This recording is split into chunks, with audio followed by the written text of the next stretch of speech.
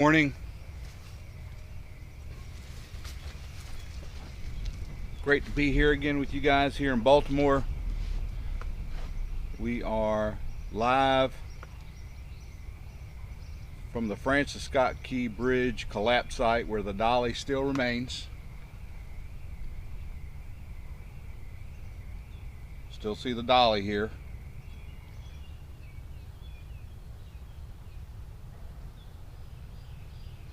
The Chesapeake 1000 looks like it is back down with the claw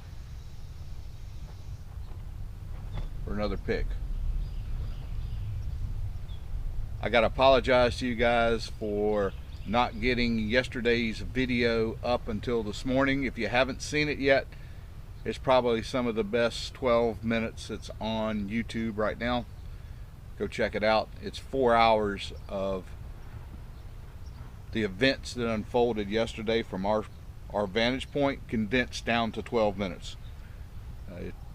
I know a lot of people have commented, you don't ever see anything going on these live streams.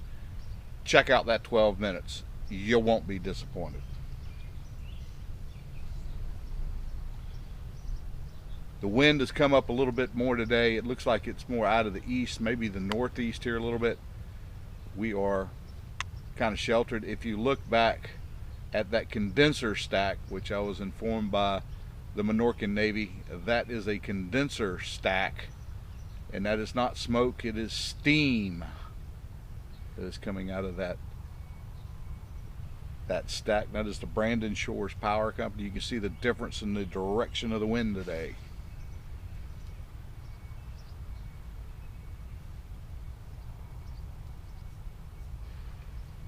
We're still bouncing around, getting a few things going. I hope you guys can hear me well. We will get the radio up and going here shortly. I was a little stretched for time getting things operational. But guys, we are into it right now, live from Baltimore. Tiger, good morning. Tiger, I gotta say thank you again so much for everything you've done. The moderation on these channels with you, Teresa, Captain Brian, has been phenomenal. I can't say enough about how much I appreciate what you guys are doing.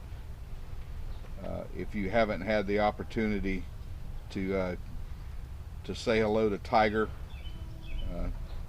do that, guys, because a lot of what happens here on the stream from an information standpoint comes from those moderators, and I appreciate everything they do for us.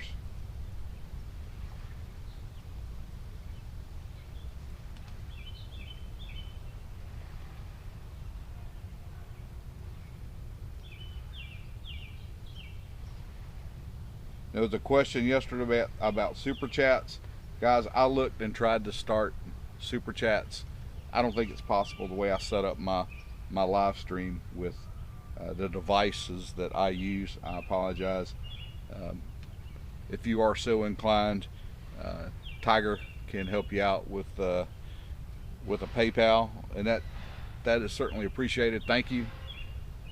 What we're really looking for, if you're joining us and you have not yet done so, what we're really looking for is participation in the Minorcan Navy. We want you to subscribe to the channel, become a regular viewer here with us. Good morning, everyone. It is the haze today is not as bad as it was yesterday. I hope the images are coming through pretty good, or maybe even a little better than they were yesterday. We don't have the haze that we had yesterday. The wind seems to be helping us in that aspect. I hope that the audio, we've added another wind sock to the microphone, and I know that's going to be necessary today because it is a little breezy here, and you may see a little bit of image dancing because the way we're shooting this, we're about 1.5 miles away from the site here, and we're doing the best we can. We've actually kind of brought the camera in another click. If we bring it in too much, the zoom begins to pixelate to the point I don't think it's a very good quality image. You guys might think otherwise. I'm trying to bring you guys the best possible images I can. Thanks for joining us. 234 of you I'm showing right now engaging with us here live from Baltimore. I'm going to try to get some audio set up on our VHF, so if you guys will stand by, I will be right back on the bridge.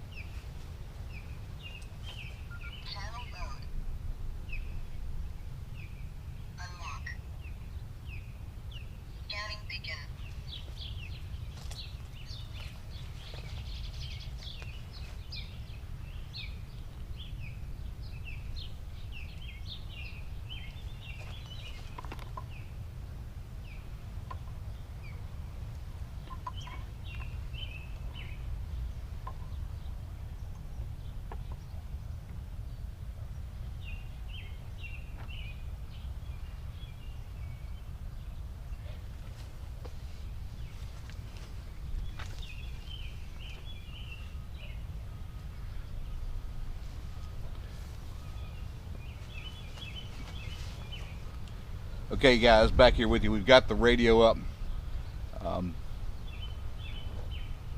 Have not heard any chatter there yet,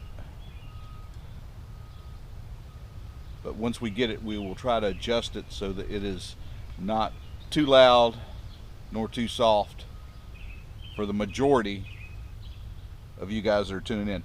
I understand yesterday that the stream time video was down, which, you know, that's the video that everybody saw when the dolly struck the bridge.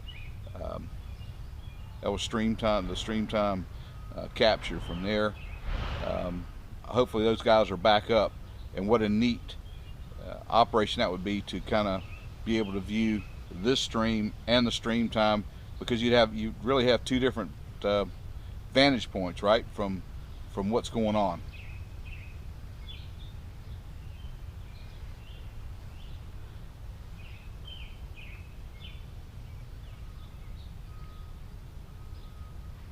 Yeah, I'm sure it would actually have an external speaker for it. So I don't know, maybe we'll give that a shot. I'm not sure the speaker is much bigger. It's the handheld speaker that comes with a handheld mic. It may be better. That's certainly something we can engage. The trouble I have right now is suspending. In order to get really clear communications, I have to have the radio up as high as I can, because keep in mind, a lot of the traffic that comes from the site is coming off of handheld radios that are being used by guys, and those handheld radios I don't think they only transmit at about 5 watts, and depending on where their body is facing, you know, sometimes we get good clear communications, and sometimes it's kind of staticky. Yeah, we're scanning right now. We're scanning multiple channels here out at the site. There are many different operations on many different channels. We're trying to scan as many as we can where we don't get a lot of interference, to try to bring that to you guys. No, the only 1,000 ton crane that I am aware of that is on site is the Chesapeake 1000. That is a Don John asset, and that is the crane that is right there in the center, maybe offset by just a little bit to the right. It's got that red tip on it. That is the Chesapeake 1000, yellow lattice boom 1000. Now the crane to the right, which we saw, if you guys, and some of you guys might want to comment on this that watch that 12-minute video, that is the Weeks 533 crane. And I really couldn't tell from my vantage point yesterday, but when I got home, got back to the studio, and we started working that film, we could see that 533 pick up a tremendous amount of a trestle system. I think that may have come from off the bow of the ship. I haven't had confirmation. I heard that it came off there, but I have not gotten confirmation.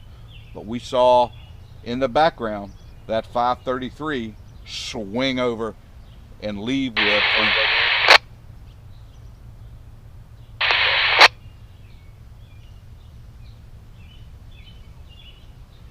we saw the 533 leave with a very large section. If you haven't done it yet, go look at that video. It's 12 minutes long. I promise you guys you'll be impressed with what you see.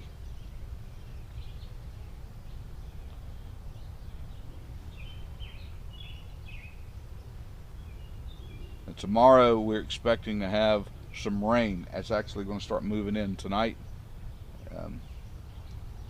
The Minorcan Navy, don't fear. We've gone and picked up some more gear. One of those being a shelter tent.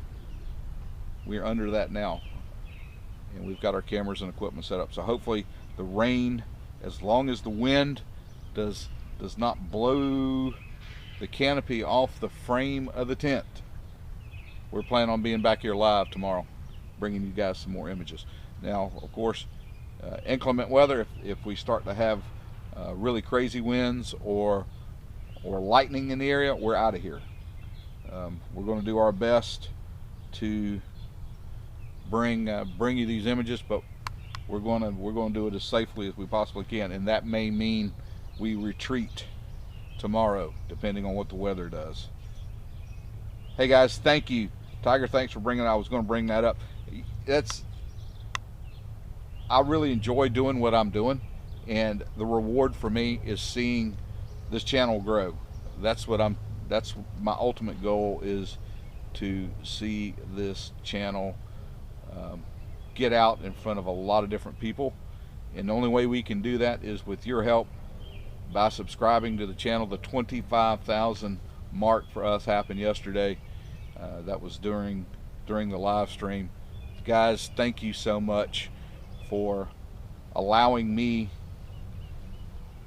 to take some of your time away. You're investing your time into me. I'm trying to invest into equipment to bring you guys the best images I possibly can. Thank you again so much.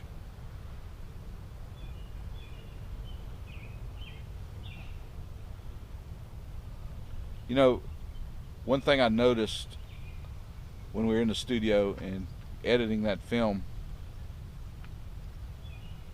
the amount of movement, you don't really see all that much movement on the cranes, but when you speed up that video, did you guys happen to see the barge that the Chesapeake 1000 was on when it took the load, and how you can see that barge setting down with that time lapse? You can really see it taking the load.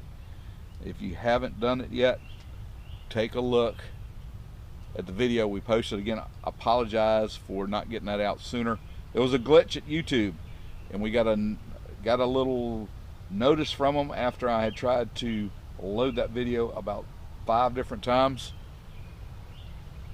I finally clicked on the help icon, where I got a message that said, hey, we're having trouble processing uploads. It's going to be a few hours. That video did not complete upload until the very early hours of this morning. So a process that normally takes about 20 minutes took 4 or 5 hours last night. They got it figured out, and so we decided to put that video up at 8 this morning so you guys could enjoy it.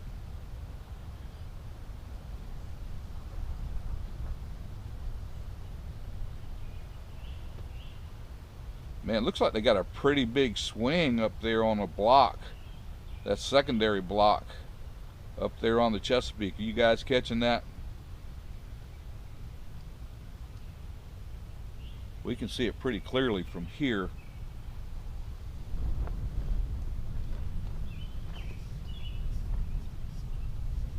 Again, I don't know if the stream time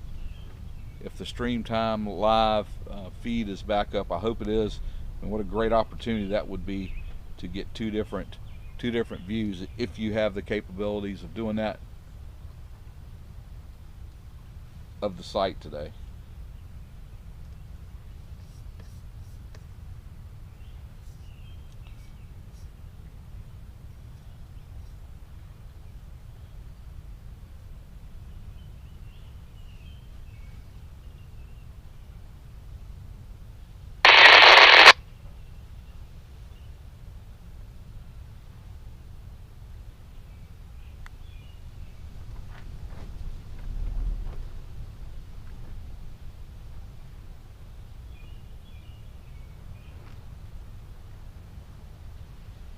You know this is what's really great about the Minorcan Navy here, how far away we're seeing. Hey Brian, thanks for letting us know that stream time is up again today. So that gives you guys double the opportunity today to see this operation from a couple of different vantage points. Man, that is great. Again, we're here on site.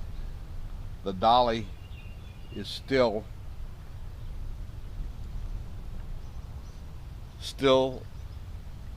entombed, if you will, in the remaining pieces of the Francis Scott Key Bridge that are on the bow of the ship.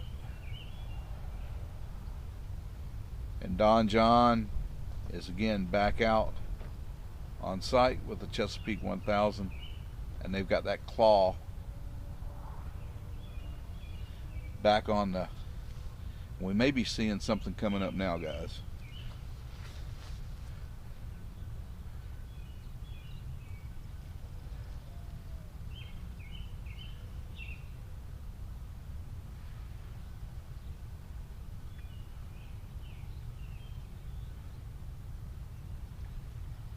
It's hard to tell, but it looks like it may be. Maybe there's definitely some movement going on there. If you can look down from the block, the red block that is just below the top of one of the spuds there, you come down and then you can see the rigging straps going down to another green part of the crane there. That from there, the main rigging going down to that claw is right there. It looks like it is definitely on the way up.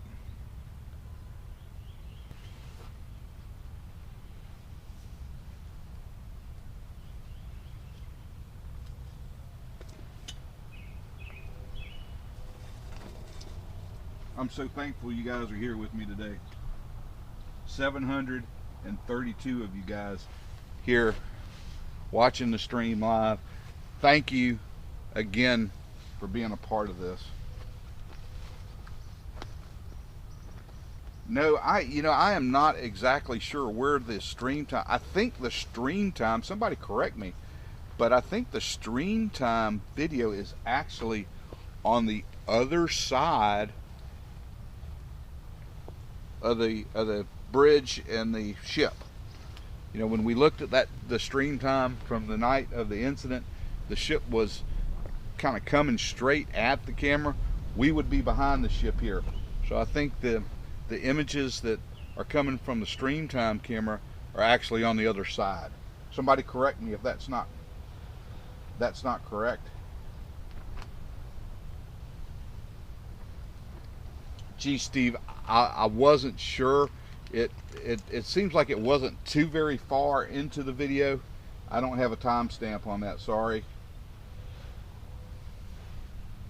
But it's happening in the background of all the activity, but you could definitely see that large section of truss coming up on the Weeks 533.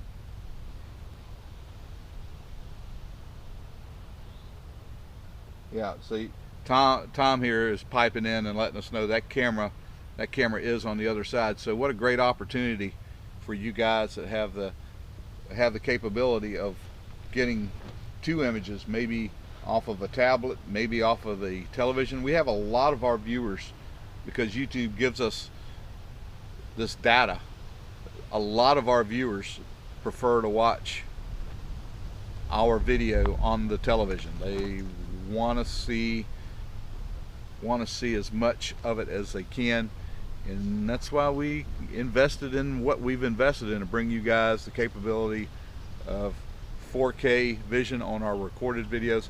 We are in 1080 with this live stream setup because that's really all we can do with the live stream box. That's all it is capable. All the greatest resolution this equipment that we have right now is capable of transmitting is 1080. Hope it is showing up on your devices clearly. It looks good on our end, and we hope you guys are getting it.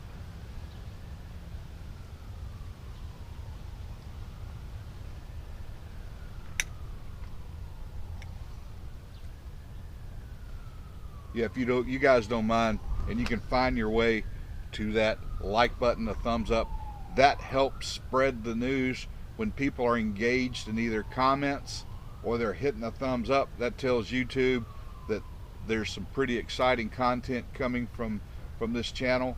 It helps to promote the channel. We get more people in here, more involvement in it. Means we all learn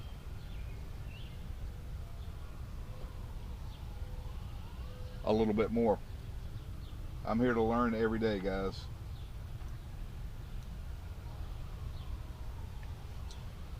Thanks. Look, Montana, we are making it all the way to Montana. Isn't that amazing?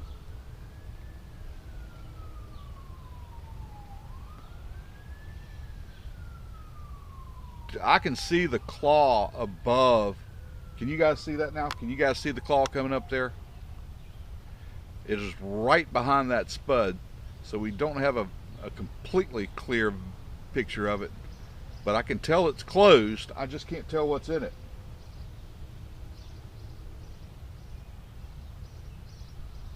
Yeah, Bird, yesterday on our videos, our morning video was the announcement that Miguel Lunez was located and brought up. Very relieved to have him back home. We certainly hope that brings some peace and can start the closure process for his family. We still have one. We still have one out there, and hopefully they can get him back home soon.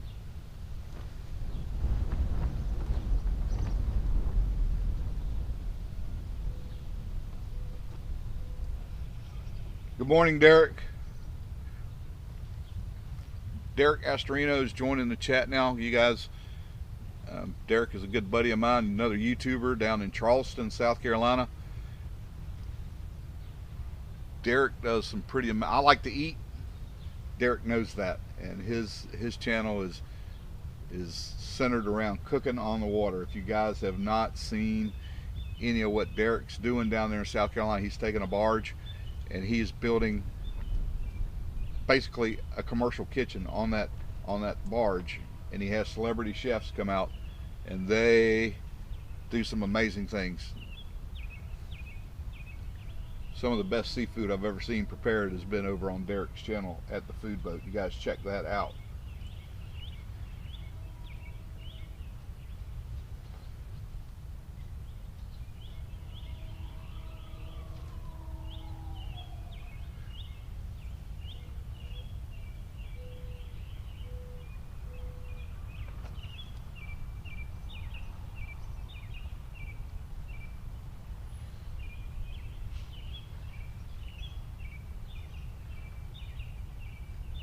Still see those anchor lines coming off the stern of the dolly there, helping to hold the ship into place while the crews are working to get it freed so they can remove the ship. They still have all of that to deal with. And definitely now, guys, we can see the claw with another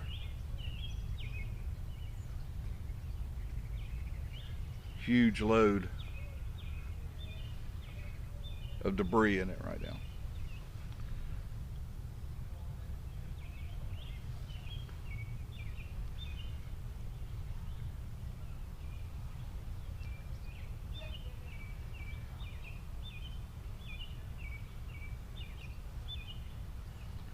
You know, I saw a few comments of people said that that claw was not the right piece of equipment to have out here. I can't think of, in the salvage industry, a better pairing than Don John's Chesapeake 1000 and that claw at this site.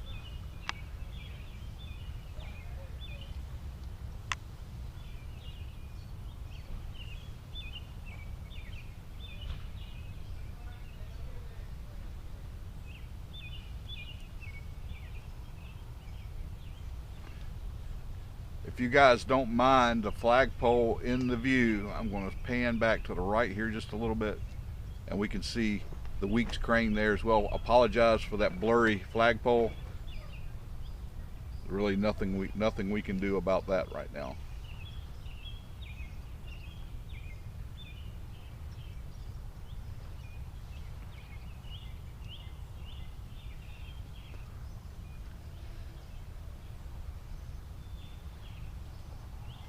Now, if you guys have been following the channel and seen our images of the claw, the crew out there call it Gus. I like to call it the claw. But you could really get an idea of the scale of the size when you look at some of the imagery of that claw when they were fitting that piece to the Chesapeake. Look at what it has suspended below it right now, guys.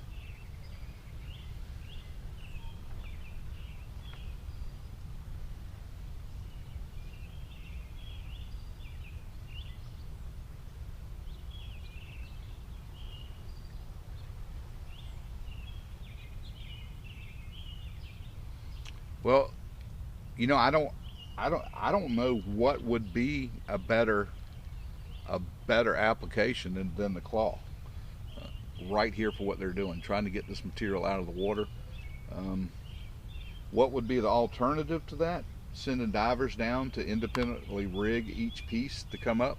I think this is an incredible time saver and probably much safer. Much safer. Good morning, Teresa. Thanks for being here. We're going to miss you, Teresa, but thanks for stopping in. Teresa spent a lot of time, another super moderator here with the chat, and she does a great job. Sorry, we're going to miss her today. Hurry back, Teresa. We're missing you.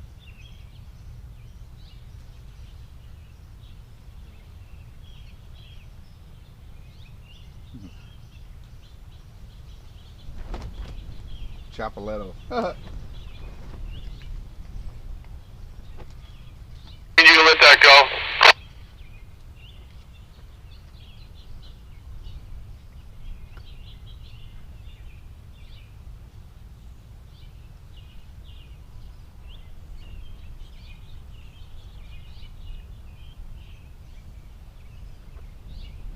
Over 1,200 here joining us now. Thanks, guys, for being here.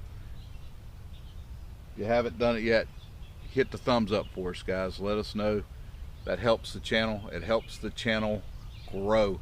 And if you guys have somebody you think that might enjoy seeing this, go ahead and share it.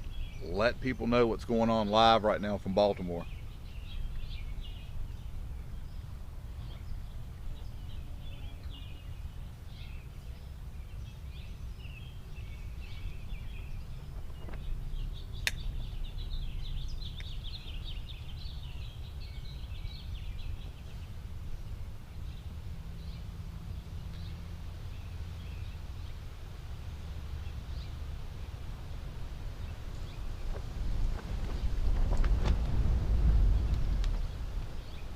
The wind is definitely picking up.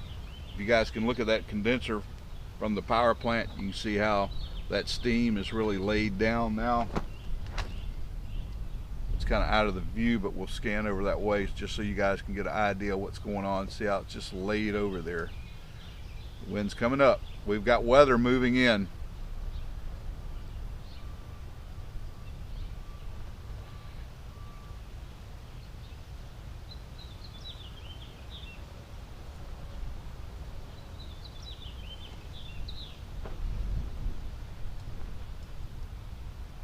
I expect to see the same process we saw yesterday with the tugboat pushing the barge back underneath the claw coming down and releasing the load of debris onto a barge.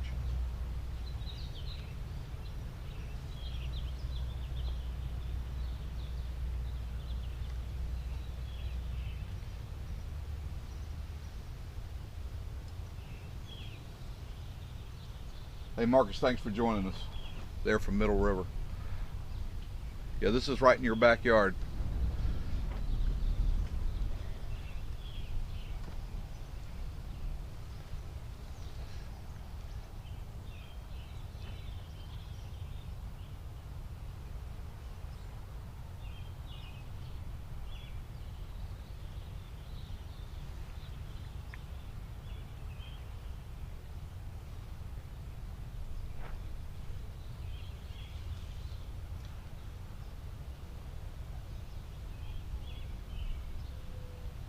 These images are coming from some of our subscribers. They've graciously allowed us onto the property here to be able to bring these images to you.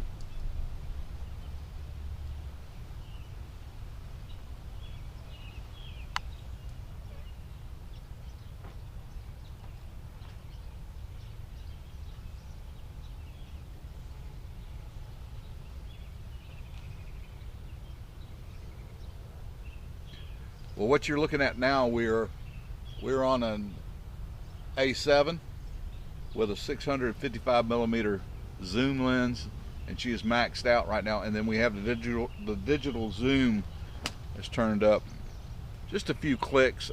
We get any more than that and we start to get pixelation on there. I want to give you guys the best possible image that we can, and I hope it's coming through pretty clear on your side.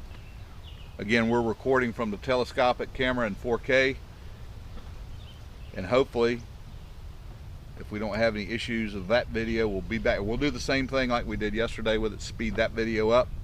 The images are pretty impressive to watch, and 4 hours of video from yesterday were condensed down to just over 12 minutes.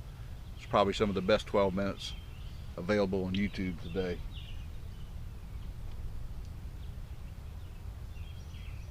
Thanks, Harley John. Good to see you in here. Thanks for the report. I don't really get to see a lot of the images that you guys are getting, and hopefully some of you are looking at this on some bigger monitors or even on televisions right now and are able to really pick up on some of the details that are going on out there live. Max, thank you. Appreciate that.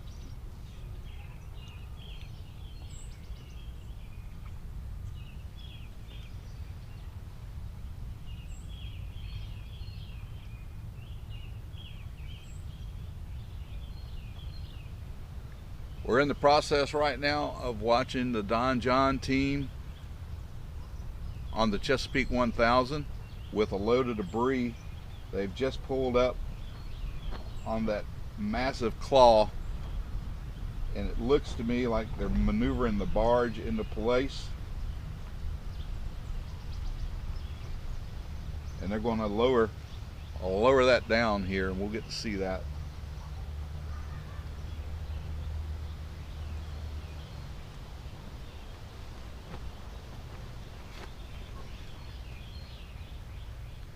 We do have the Minorcan mullet here in Baltimore, but from what we're seeing now, the imagery that we're getting now from the shore is better than what I could give you guys from the boat. So we're back on the hill. We're on the east side of the river, on the port side of the collapse site.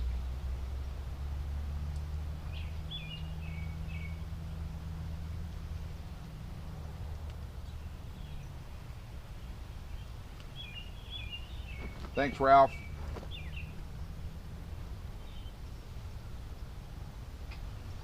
Ralph letting us know that he's getting the images great on his television.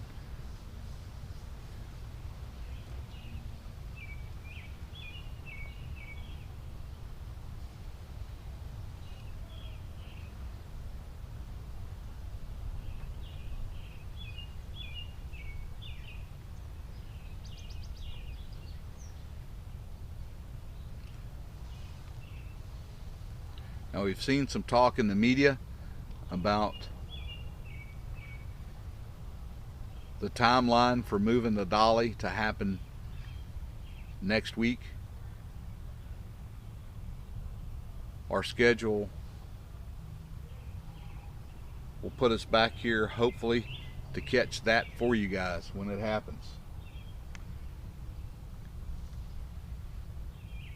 Right now we're spending 5 days in Baltimore, 2 days back home. I have obligations at home that I have to meet. And then we fly back next Wednesday. Leaving Sunday afternoon, getting back next Wednesday. So some of the videos you're going to see during the weekend are going to be videos from, and we'll discuss some things that we saw on yesterday, today, and hopefully tomorrow, weather permitting. Guys, I'm going to pan over this way because I'm seeing something coming through the temporary channel that's been established. Looks like we got a barge that's coming through, and that's coming through one of the temporary channels that the Coast Guard established.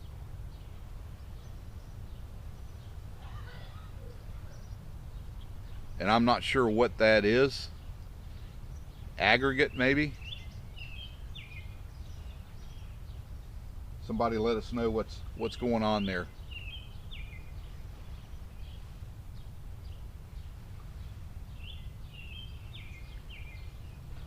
No, I have not seen the video. I shall look for that.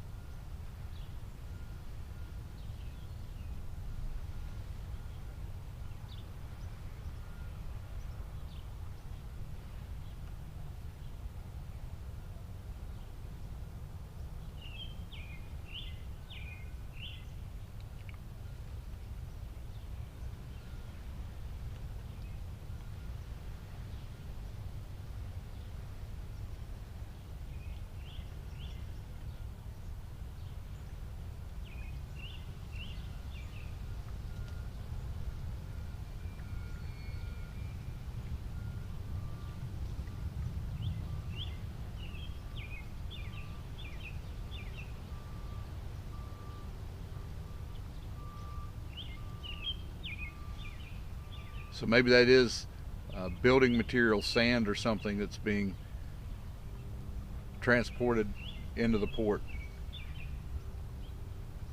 on that barge.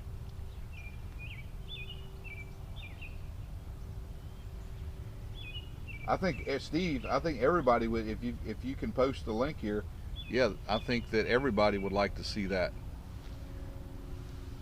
That's the great thing about the Minorcan Navy, is the dissemination of information from the collective group is amazing. And I love to see the involvement from the Minorcan Navy. Absolutely.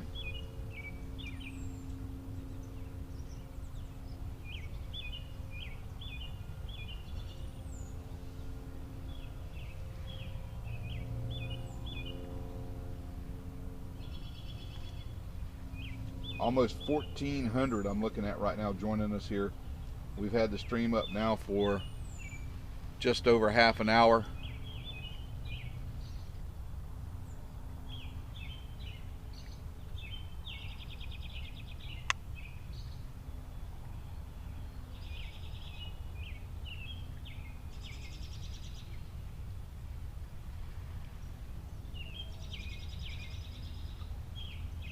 And it looks to me like they're getting that debris positioned over that barge right now. If you can see that blue tugboat that is almost between those two spuds on that barge, I'm pretty sure that that is the tug that's pushing the debris barge where they're putting. You can see he's really pushed up close there.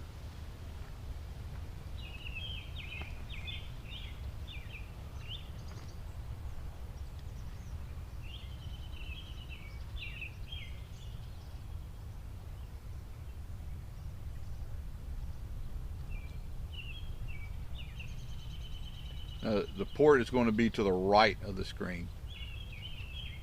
We are actually, from our vantage point, we are just outside of the port property, on private property here, where we have our equipment set up. Is the claw opening? Guys, it looks like the claw has opened, and they've set that. Let's see if we see that claw begin to ascend. Probably starboard. We're going to see that going backwards, I guess.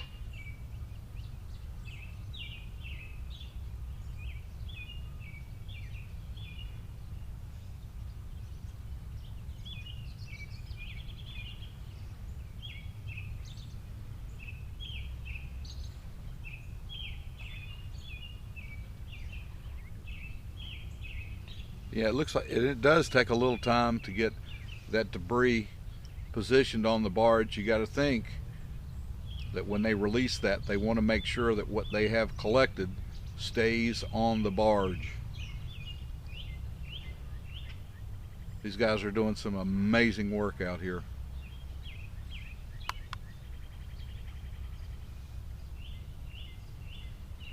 Oh, wow. You guys just see that fall over?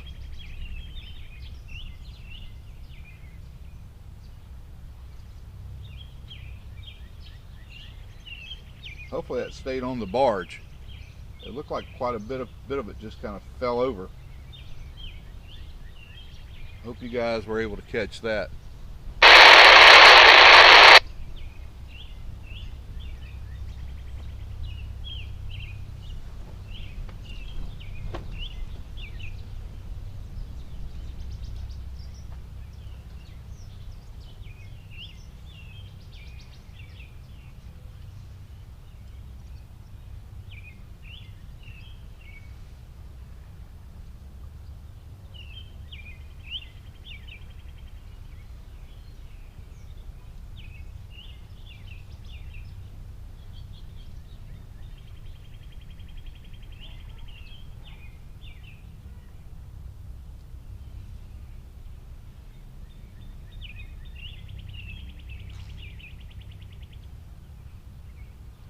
Well, it looks like the Chesapeake has completely released, and it looks like the claw is ascending now.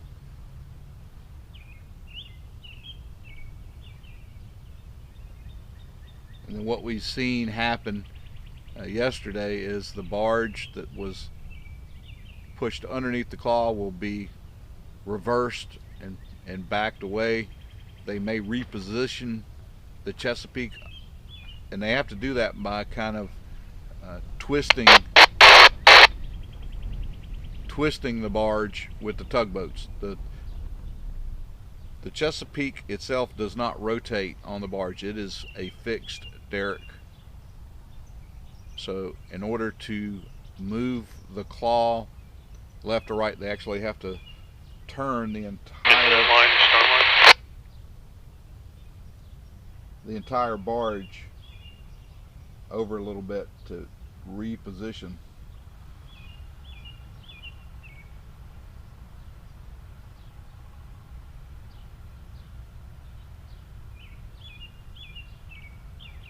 The claw and get it ready to go back down.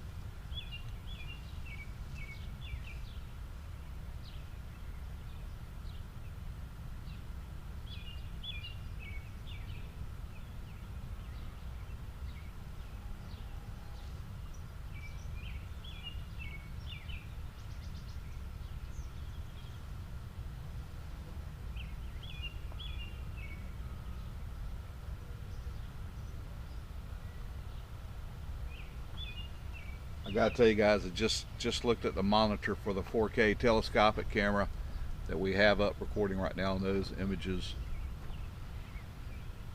are going to be really good tonight when we get this footage edited and back up tonight. Hopefully we won't have any more glitches from YouTube, and you guys will be able to see this tonight. For those of you guys who are just joining us here, right at 1,600 of you in the live,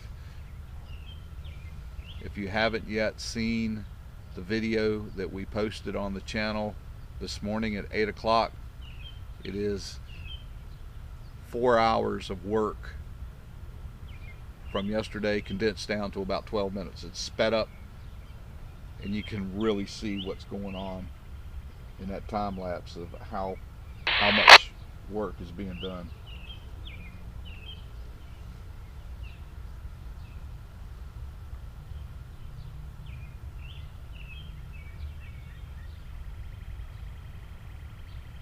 Yeah, we would really appreciate it, guys, if you haven't done it yet and you're enjoying what you're seeing, hit the like button. That tells YouTube they need to distribute this video to some other people, and it helps increase our viewership here on the channel. If you guys have the opportunity to do that, I would greatly appreciate it if you'll just hit that thumbs up for us. Thank you.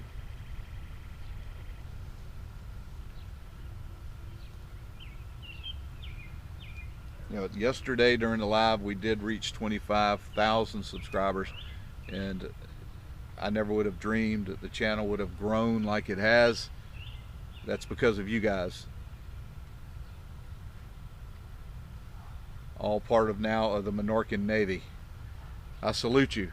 Thank you guys so much.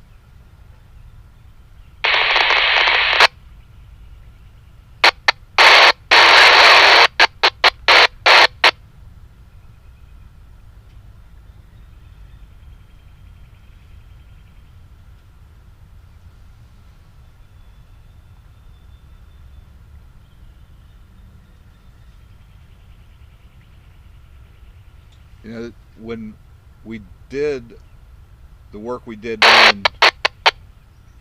down in Georgia with the Golden Ray, and for those of you that are here with us that aren't familiar, we've got a whole playlist dedicated to the salvage of the Golden Ray when that roll-on, roll-off ship, 655 feet long, was cut into 8 pieces using an anchor chain with a heavy lifting unit brought over from the Gulf of Mexico called the VB 10,000, built by the Versabar company over in the Gulf. Originally built for work in the oil fields. It was brought over to Georgia, and they used it to cut the ship up with an anchor chain. The ship had over 4,000 vehicles on it. The video, the whole playlist starts off, it was just us when we started the channel, with an iPhone and an attitude. The safety zone there was 200 yards. We were able to get much closer with the boat. We invested in some gimbals and some other equipment, and we're able to document that event pretty well. That's where our channel got started. If you haven't done it yet, check out some of those videos from our Golden Ray playlist. You guys won't be disappointed.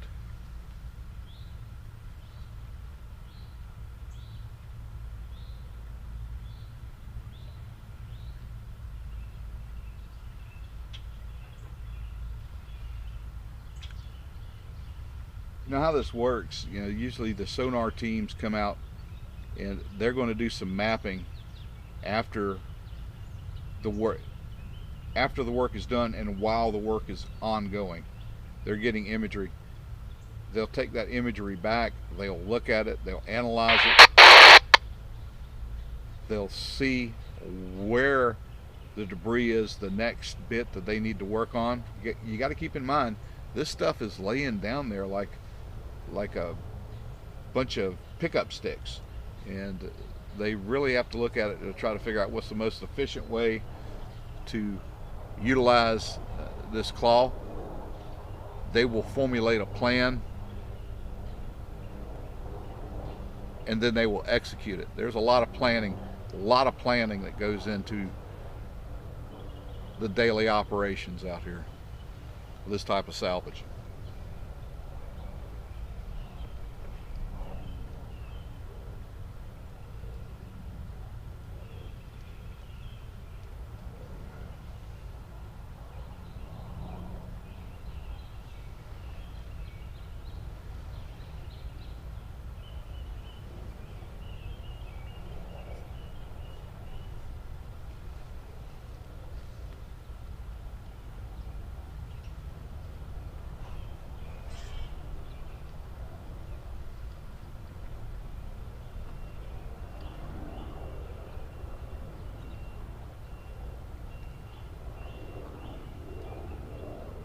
I see we've got just under 1,600. We're kind of fluctuating around between the 1,500. I haven't seen 2,000 people here on the live with us.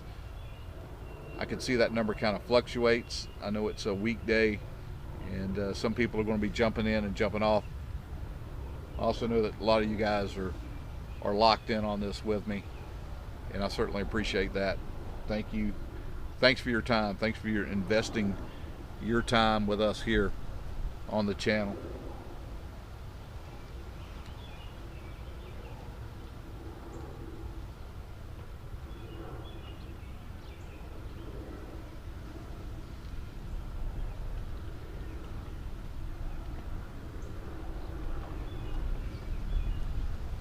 That's interesting concept there, Zero, a drag line. Yeah, it would have to be a pretty significant one, like a major mining bucket. Keep in mind, on a drag line, you've got that cable coming off from the bucket. We'll bump it ahead a little bit. I might take it a little more to port, and we'll straighten up. And then going back to the crane to pull it, to drag that material up into the bucket. You might stand a pretty good chance of some entanglements there. I don't know how that would work.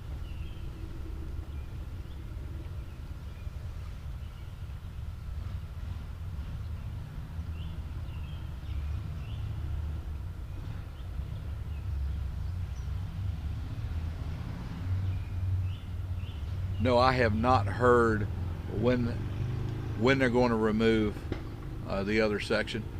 I know from the video that we put up this morning, you can see that the Weeks 533 was working on a very large piece of that bridge that I'm assuming was coming off of the starboard side of the bow, somewhere over in that area, yesterday. And if you go back through that video we posted this morning, you can clearly see that piece being moved away by the 533. We'll just do this. Take a look down to this, please. Yeah. Get a little.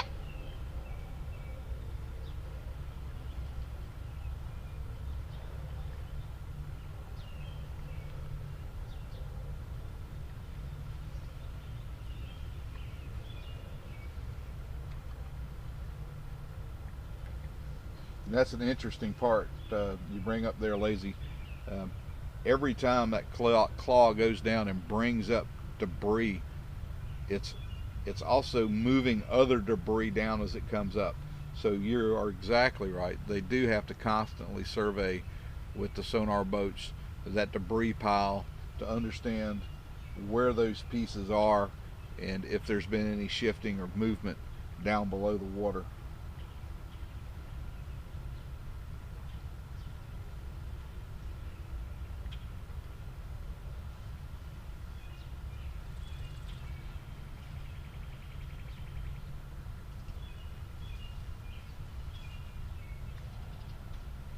And it looks like they've got the claw maybe on the way back down, trying to work it more over some debris. We're going to pan over to the left here just a little bit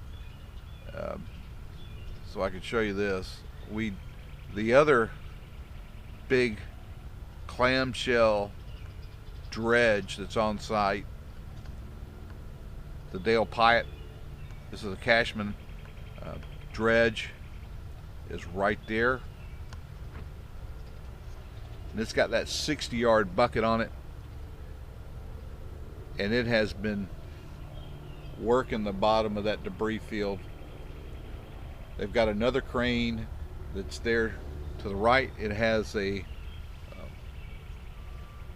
like a wrecking bell on it, and it looks like they've been using that to kind of smash up and break up some of that roadbed material, and then the clamshell comes in and scoops it up and puts it on the barge. And it's not only roadbed material, they're also getting pieces of the bridge That's a very, very efficient piece of equipment and a great asset here at the site.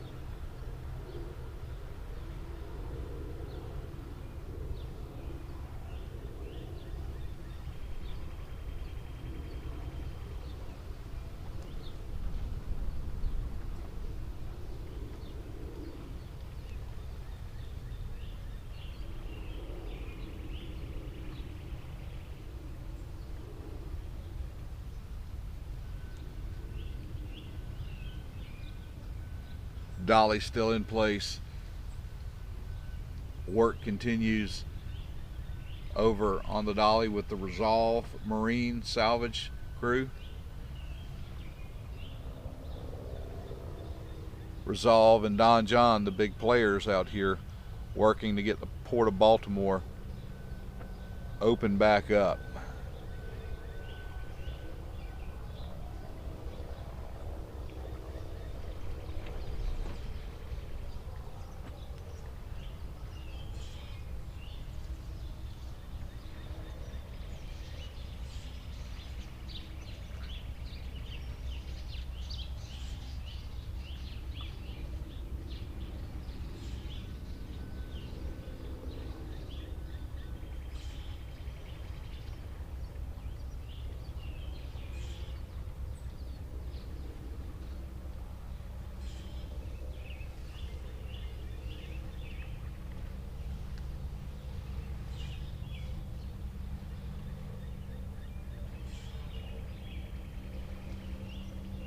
It looks like in the background, I don't have it, it's out of frame, but it looks like there's a news helicopter that is surveying the site. I think it's a news helicopter because it looks like it is above the 1,500 feet TFR that is in place out 2 nautical miles from the site.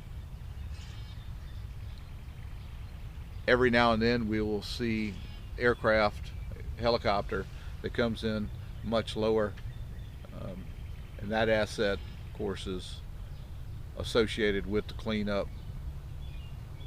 We'll see those from time to time coming by doing an aerial survey.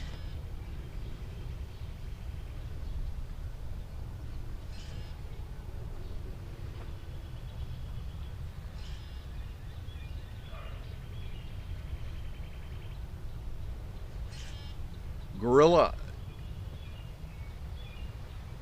I think that the shape charges are definitely on the drawing board, on the plan board. I have not seen nor heard of any discussion of their actual use at this time, but I'm sure that's an asset that the groups that are out there working, it's another tool in the toolbox, if you will. And if they decide to use it, hopefully we'll be here and be able to see some of that. You're not going to see an explosion per se if those charges are used. Those are high energy devices, and they are strategically placed just to separate the steel. And I would expect that if they were used, they will probably be used underwater.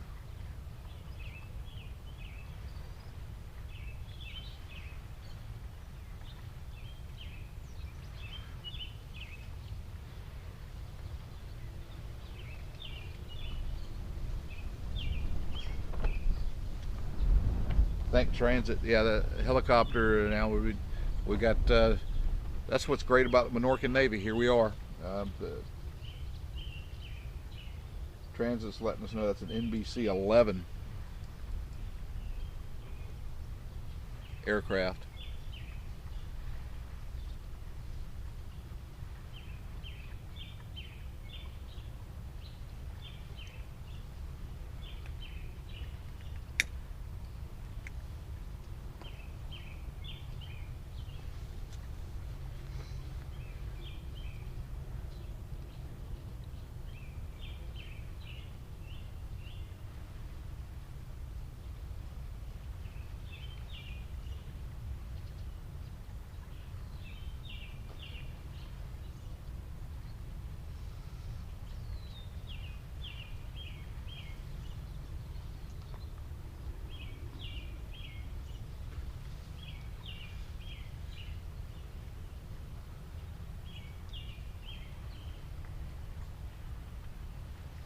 No, the TFR, the temporary flight restriction, I'm sorry, in place is for 2 nautical miles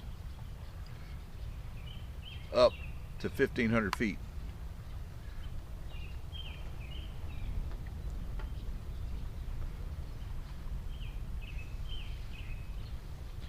We are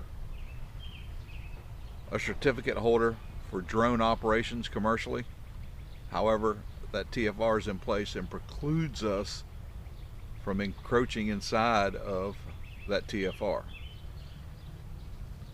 So we have had some drone footage that is up on the site, kind of overlooking the site, but that is done back where we are permitted to fly.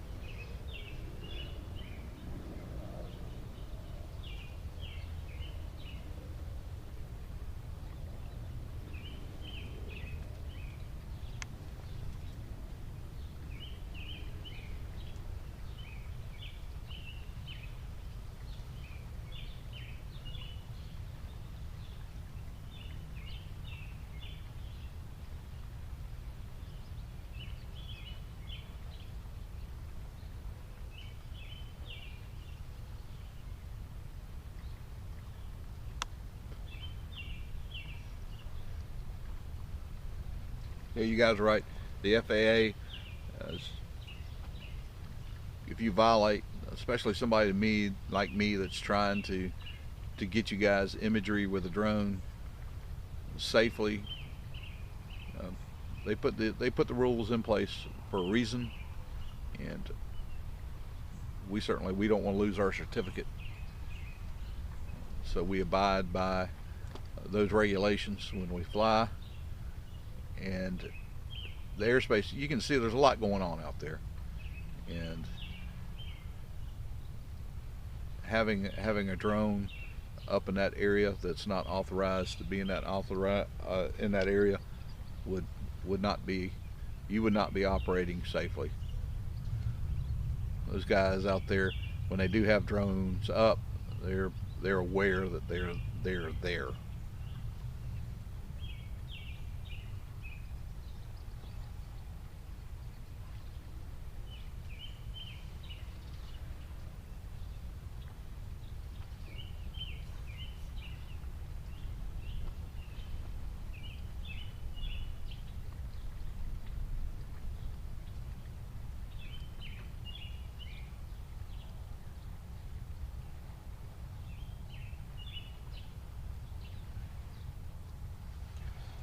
Yeah, it looks like there is a law enforcement vessel that is just on the downriver side of the activity there.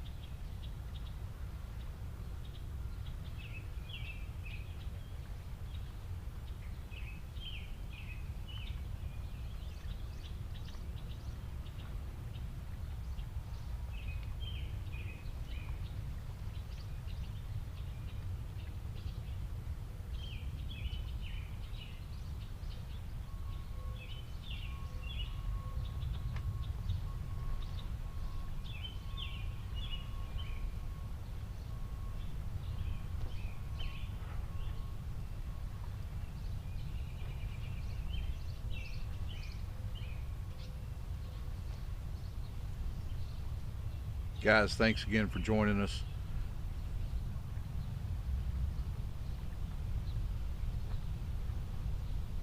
You are the reason we are here. It's an honor to be able to be here and bring you guys the imagery from Baltimore.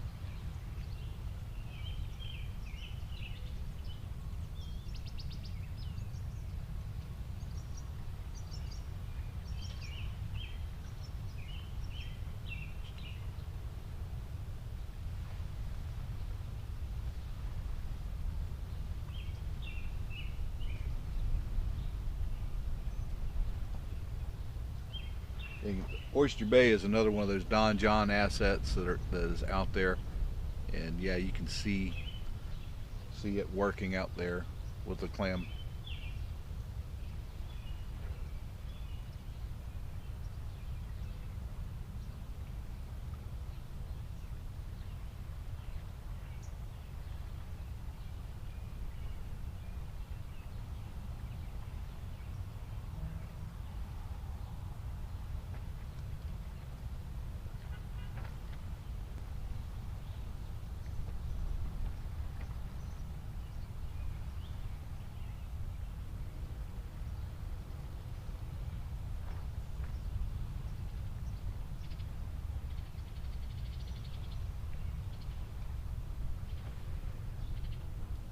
John SS, thank you for joining us.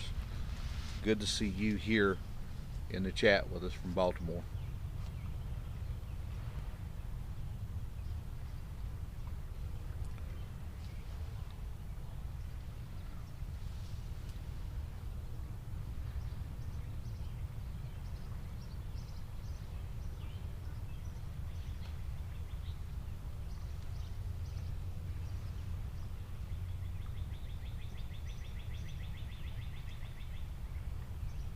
We had good comms yesterday with the operation. They may have switched channels on us. We're going to try to find, if anybody knows what channel it is they're working on, let me know here in the chat. We'll try to get that up.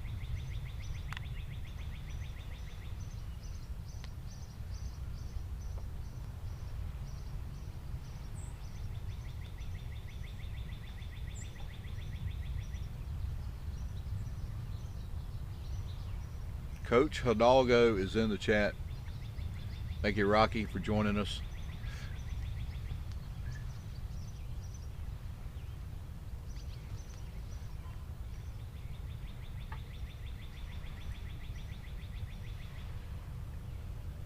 You guys that know me know that I'm a high school football nut.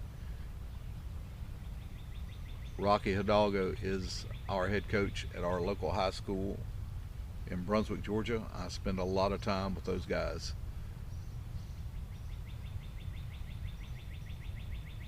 Oh, it's great to have the Terrors on board. Thank you guys for joining us.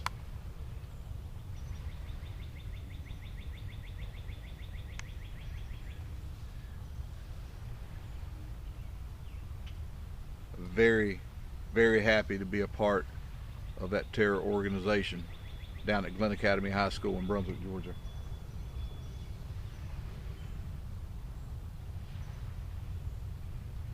Hey Ron, thanks for joining us here.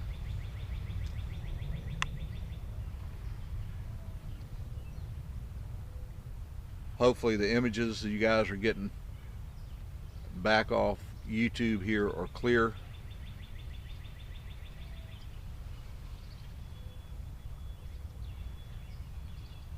We're doing our best with what we got here. Again, if you guys haven't seen it, the video we posted this morning was 4 hours of video from yesterday, condensed down to just over 12 minutes.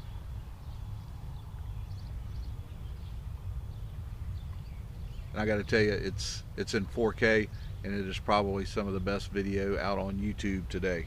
If you're into shipping, salvage, crane operations, construction, you guys will all find it interesting.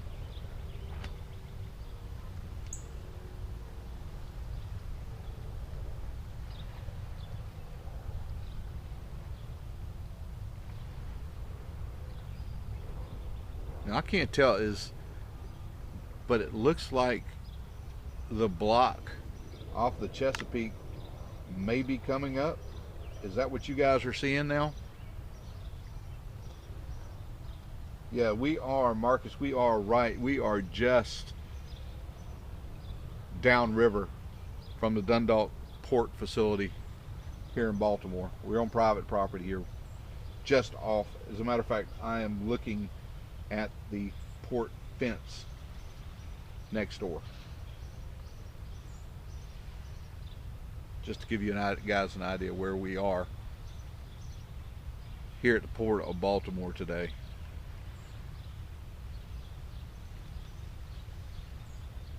We are expecting to have weather move in this evening. We're planning on being back again tomorrow if that weather permits us, because it is supposed to be rainy. We're committed to bringing you these images of the process. If the rain is just rain, we'll be here. If it's rain with a lot of wind and lightning, we will probably retreat from the weather.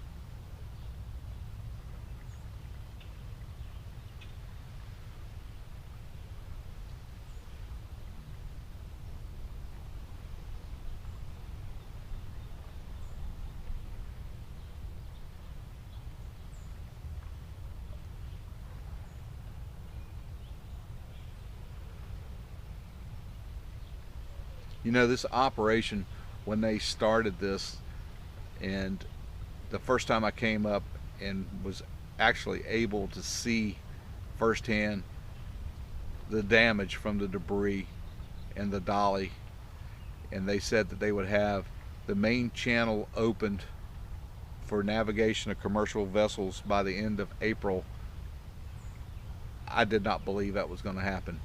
But the Don John group that is here not only had it opened, they had it opened 6 days ahead of schedule, almost a complete week ahead of schedule, down to that controlled depth of 35 feet, which allowed some of the vessels that were trapped inside the harbor to depart. And then we got video of a tanker that was coming back in. Amazing feat. And I think that when history looks back at this event and they look overall at what went on here in Baltimore and how quickly they were able to move on the problem, this is going to go down in history as one of the greatest feats. I mean, not since World War II have we seen something like this happen where it affected so many. And it comes to mind Pearl Harbor. After Pearl Harbor, and how quickly salvage teams were able to get some of those stricken vessels back up, were able to make repairs and get them back into service, and get that port of Pearl Harbor for the Navy back operational. That was an amazing feat. But you guys got to understand, the port here is really suffering in Baltimore. So many thousands of people are directly affected by this event, and it just kind of ripples out to a global stage.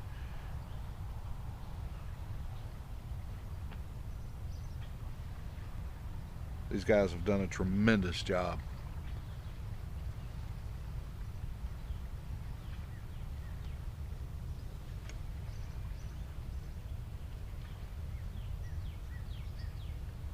We'll see the claw coming up here. We're going to pan over here just a minute. See what's going on over here.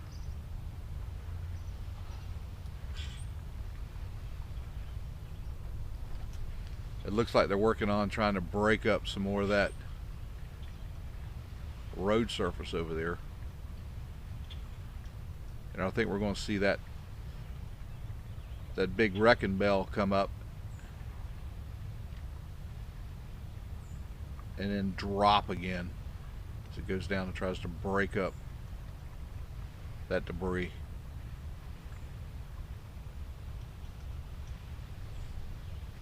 Wow.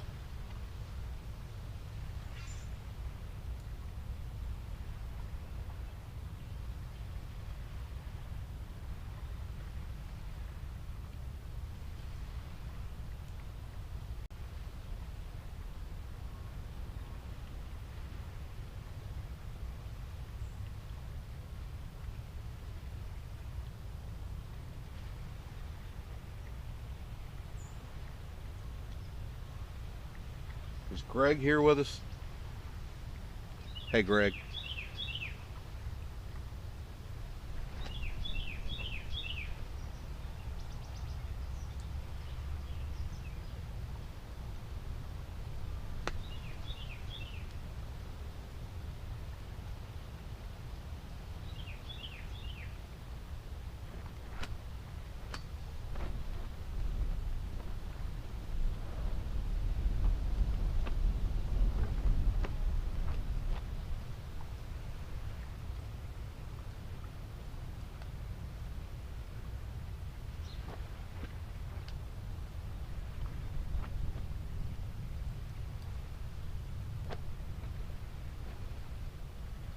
It looks like the claw is definitely on the way back up.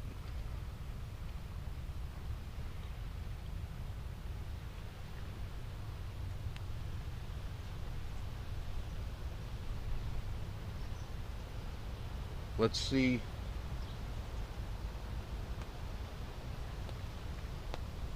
Let's see what they were able to grapple.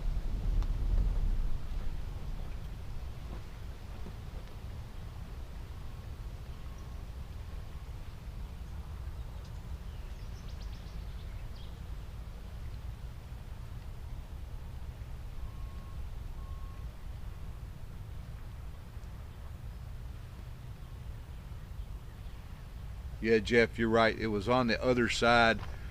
From our vantage point here, we can't really see. We did see in the background yesterday the 533 with that large section swinging it over and then being transported over to Trade Point. And that video was up this morning at 8 o'clock. What we did was we condensed 4 hours of video into about 12 minutes. It's pretty interesting to watch. It's in 4K with the telescopic camera, and it really got some good images. If you haven't seen it, it's some of the best 12 minutes on YouTube today.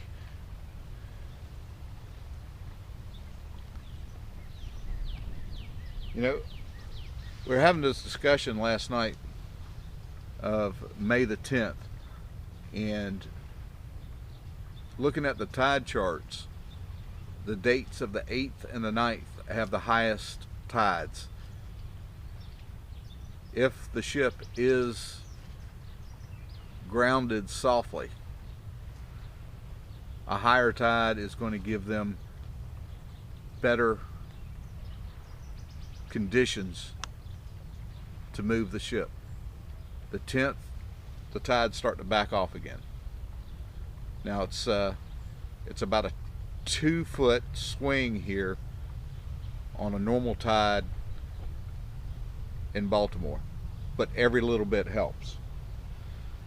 And again, the dates are with the highest tides are the 8th and 9th, and they're in the morning, 8 to around 9:30, 10 o'clock. And if it was me, that would be the window that I would really be shooting for. I'm sure we got 33 from the Baron Dawn.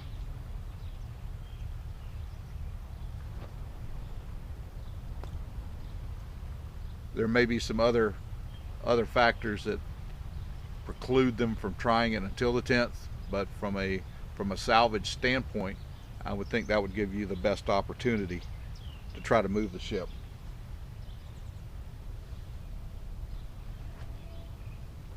Absolutely, Jeff.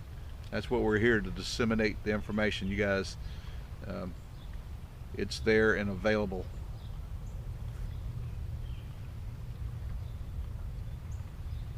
And I certainly appreciate everything you do on your channel, from the engineering aspect of this entire event. If you guys have not done it yet, you need to check out Jeff's channel. He does a tremendous job over there and has done a lot of work here in Baltimore on being able to bring you guys some of the story. And his story is probably going to continue on. You know, a bridge has got to be built here, and there's going to be some construction techniques that go on here that we probably have not seen in the past. That's a constantly evolving industry. It's going to be interesting to watch.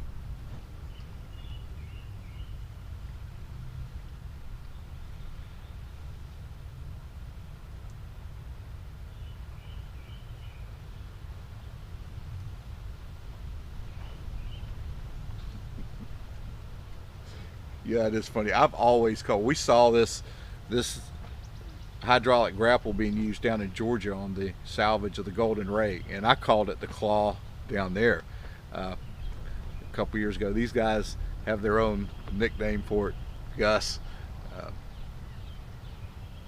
and I guess it kind of looks like a Gus when you look at it.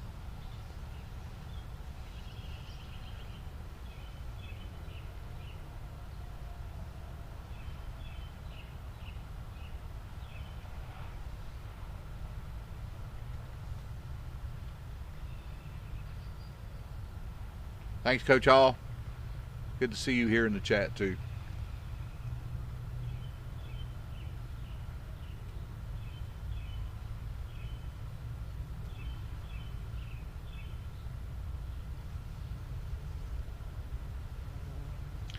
You know, if you look at the images that were up with that claw when they were fitting it to the Chesapeake, and see the size of those cylinders,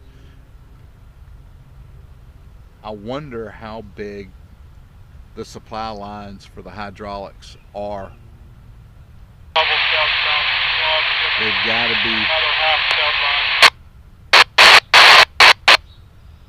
They've got to be pretty substantial.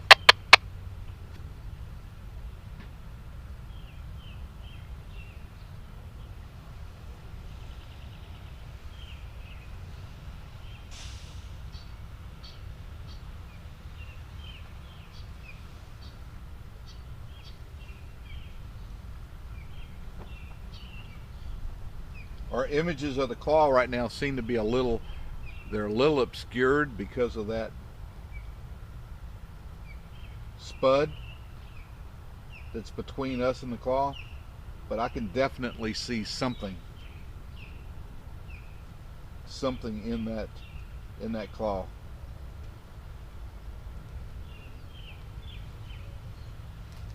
Yeah, maybe 4-inch lines on that. That would not surprise me. Those are some massive cylinders.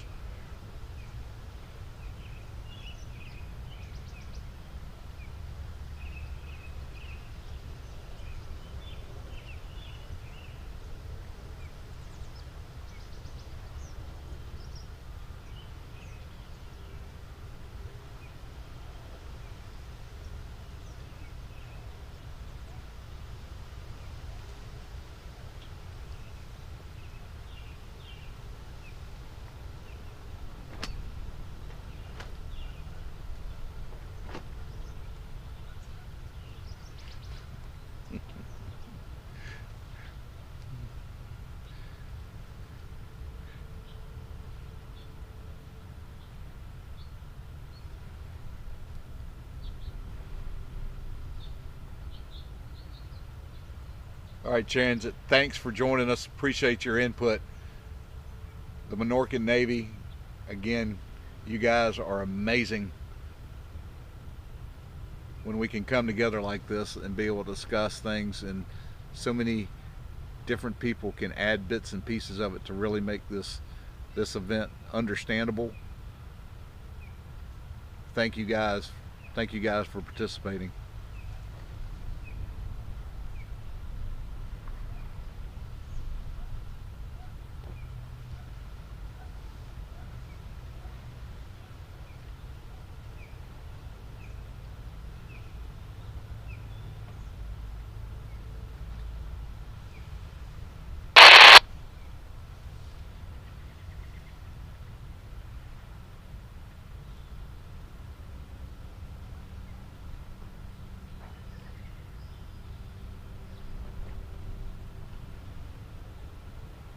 I'm trying to make out what's in the claw, and it looks like they have a good bit of cabling that is kind of in that claw. Is that what you guys are you guys able to see that on your larger screens?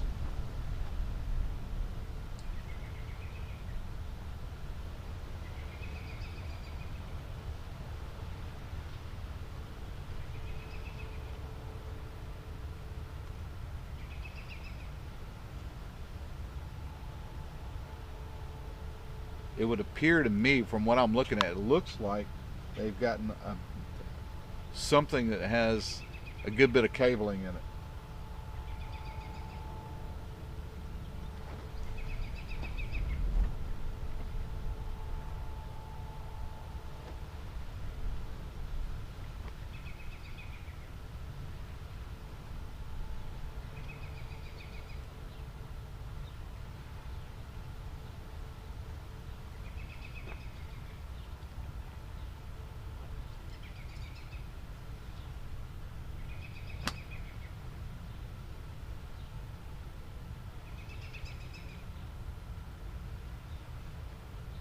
Maybe it is a long piece, though. There's no doubt about that.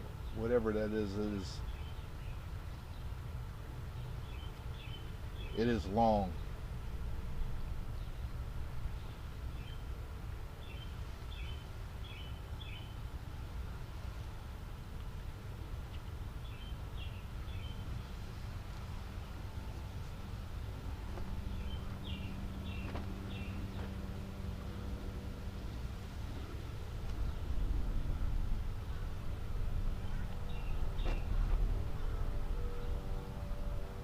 Thanks, James.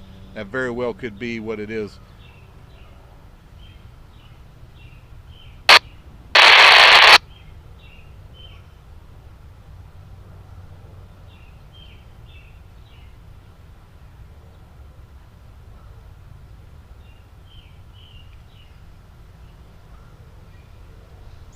Raw, I tell you, there is a lot going on out here. It's happening all over this site. We put a video up this morning. It's 4 hours of video condensed down to 12 minutes. I would highly recommend you taking a look at that. If you think there's not a lot going on out here, take a look at that video. It's impressive to watch. Man, the chassis, it looks like the block is, wow. They don't have a lot of lifting left there, it doesn't look like to me. I hope that piece is broken the water. That's a long piece of steel they have hanging from the claw right now.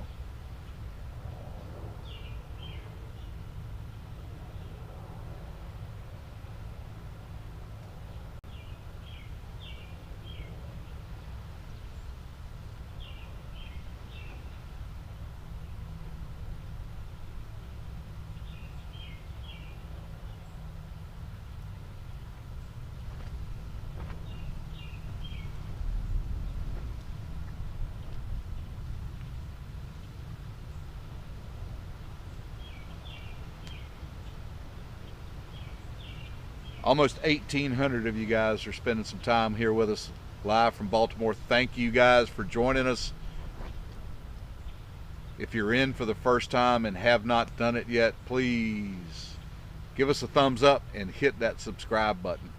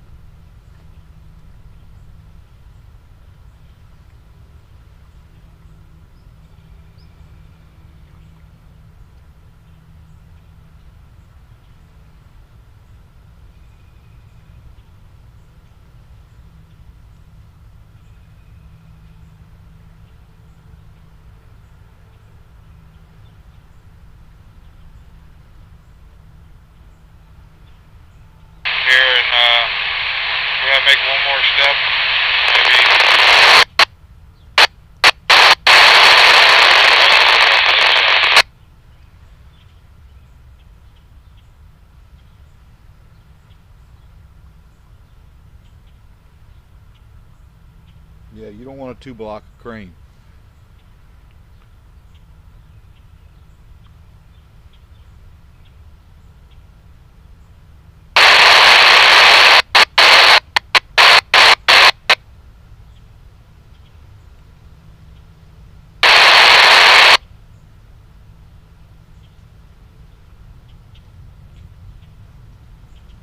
I am a certified crane operator on a smaller scale.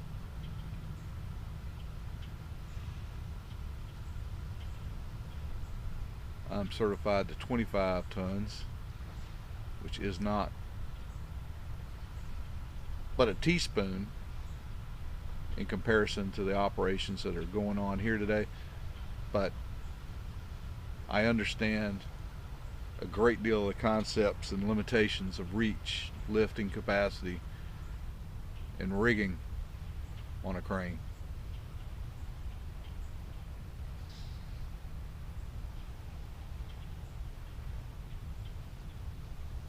Thanks, Jeff. Yeah, it's pretty impressive to see the 533 with that piece of uh, bridge system, that truss system, swinging from the boom and headed off to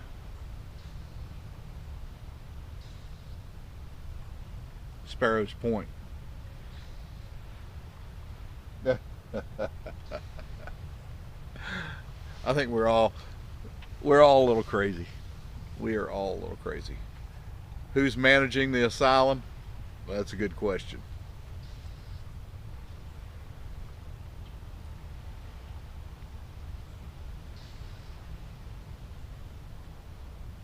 Jeff, I got a question for you since we got you here with us today.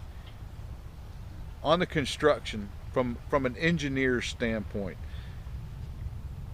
when these bridges are constructed, I've always been told that they are built with a foreseeable lifespan. That when these pier support systems are poured, they have an idea of how long that's going to take due to weight, vibration, effects from the water on the base, all those factors into place. Looking at modern construction, if it is a different design bridge, which I think different bridges now can be constructed more cost effectively than the Francis Scott Key Bridge when it was constructed in the 70s. Will these piers be reused, or will we see a completely new system for the new bridge structure? Well, that's a question I've wanted to ask somebody with an engineering background that's in the know, and particularly in new construction techniques that go along with the bridge with the bridge industry.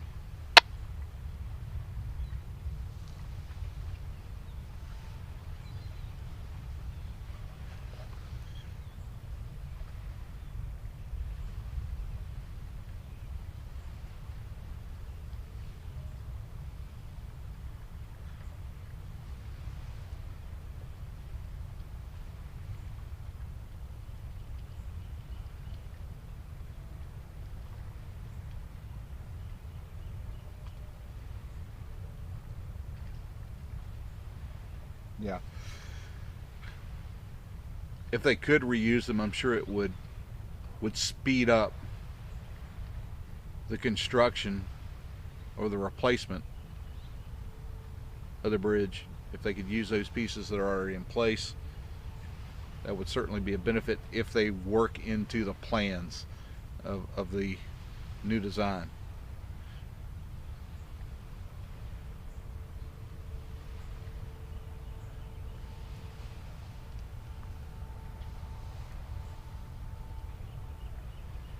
So Roy, you think there's too much damage to the old system? What about the approaches? Would they still be in play?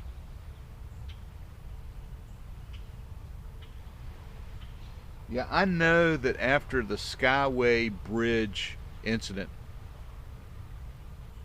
on the old bridge, um, the the guidelines for bridge constructions changed. We had a bridge strike in Brunswick, Georgia, where I'm from, in our home port, in 1972, and that bridge strike resulted in the deaths of 10 people who were waiting. This was the bridge, the old bridge going into Port of Brunswick, was a drawbridge where the whole road deck lifted between two towers. And at that time, they allowed motorists to pull up about 50 yards or so away from the lift towers where the bridge was raised. And those people were waiting there for the bridge to cycle, waiting on the ship. The ship lost control, hit the span. 10 people died that night. After the bridge was rebuilt, the area under the main spans, those areas where those spans were erected, there must be an acre of rock down there around each one of those spans. I'm not going to say that a ship couldn't hit it, but the ship would have to be really moving to make it up there to hit the spans, hit those support piers between them.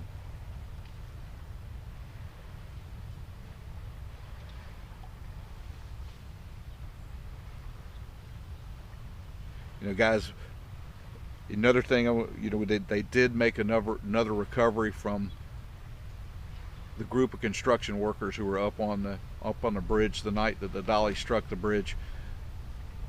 There's still one in the water, and we're certainly hoping for the family that is going through all the pain, and all the families. We're thinking about those guys. We've actually been up to the memorial at the entrance to Front Armistead Park and visited with the artist that's constructed that memorial up there, did the painting on the mural. It's pretty touching to go up there and kind of walk through that. If you're in the Baltimore area, I would suggest going by and taking a look at that. It's worth the visit, and I certainly hope that they can get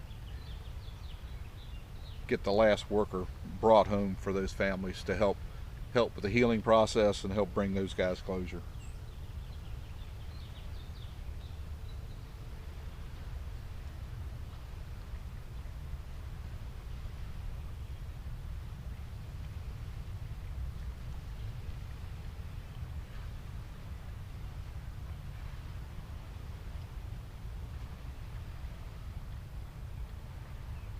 Well, it looks like in the claw, it looks like they still have it in the claw, that piece of metal, and it looks like they're working it down.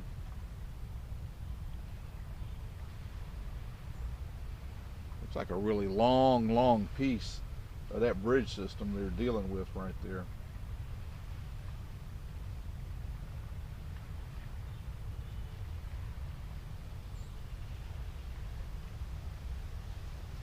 I did not hear.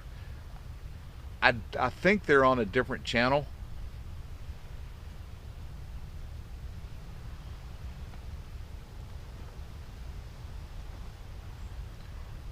But I'm not getting the call outs from the crane. Usually the crane will call out where he's at on his indicators. We heard that yesterday. I'm not hearing it today. They may have switched channels, and I'm scanning, but I'm not finding them.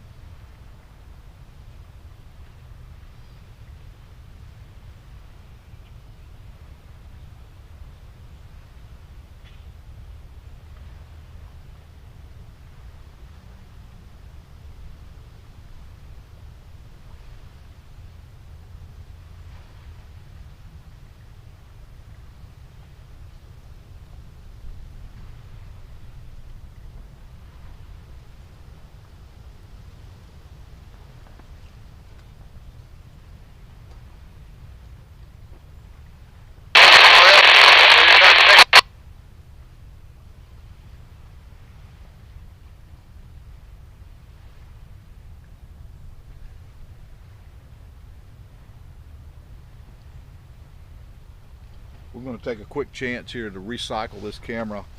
Every now and then it starts to kind of lose focus. Maybe this will help bring this back in a little clearer. Hopefully that helps you guys. Let me know. Let me know if that's a better image.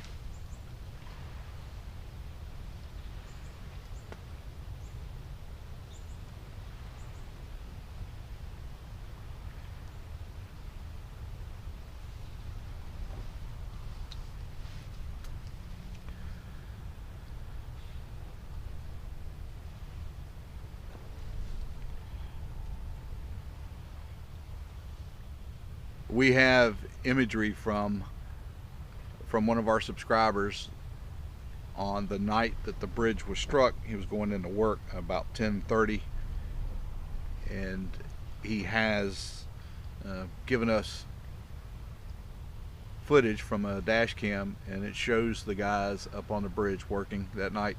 We have, out of respect for the families, decided not to post that complete video until everybody comes home.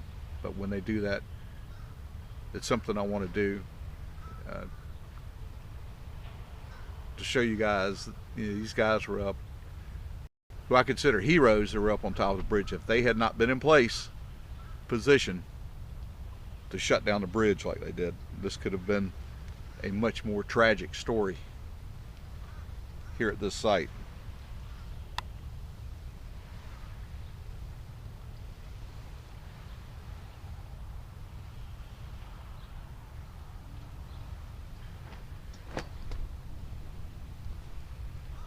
Dr. Macagliano, it's great to have you back in here. Thank you for joining us. I need to get you up here. I would love to have you here on site with us one day.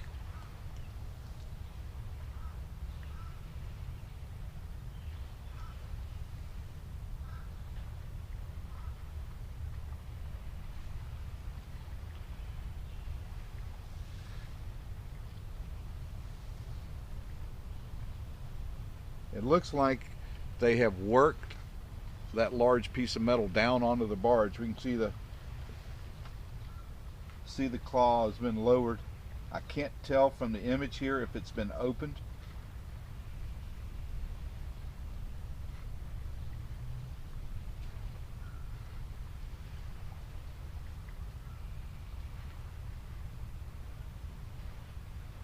Well, we know that that piece of metal has been dropped off on that barge.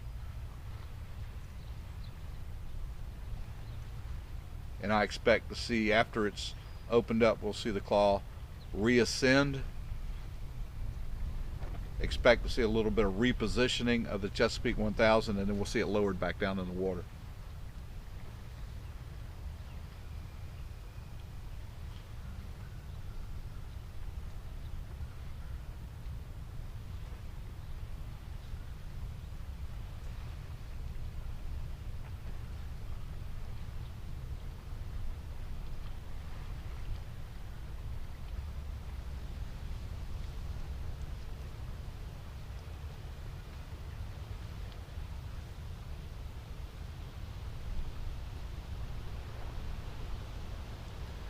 Again, we're expecting to have weather move into the area this evening. We're not sure how bad that's going to be tomorrow. Rain is expected. Rain we can handle. Sideways rain we cannot. If we have a lot of wind associated with that rain, we will probably not have a live stream tomorrow. But if it is at all possible, we're going to be back up again tomorrow with another live stream. Hopefully for the guys here on the job, they don't have that kind of inclement weather, lightning, high winds, or anything like that that might cause a delay. I would not expect to see these guys out here working if we see weather that would include lightning or very high winds. Dealing with these kind of weights that they're dealing, the restrictions on wind loading on a crane, it's a recipe for disaster.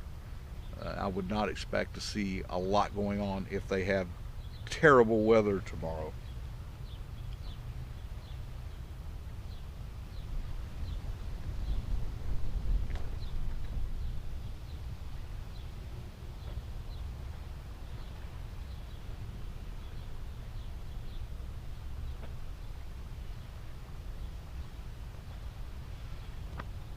For you guys that were with us yesterday, and we had some issues with cell coverage, that's how we're streaming here, is with cell data. And today it seems to be working pretty good. I have not seen a lot of comments about buffering. Hopefully this will continue. But if you have been experiencing some buffering, I would like to know. I have placed a cellular device up in a tree to try to get you guys the best imagery possible here today.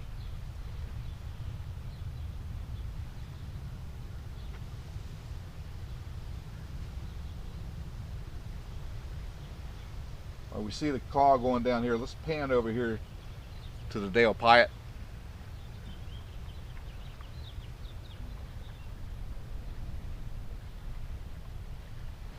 And we see these guys in operation with that 60-yard clamshell bucket,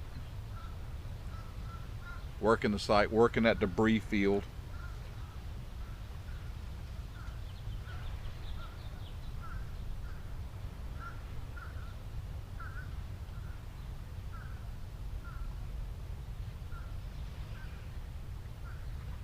Thanks, Ralph. Appreciate that report.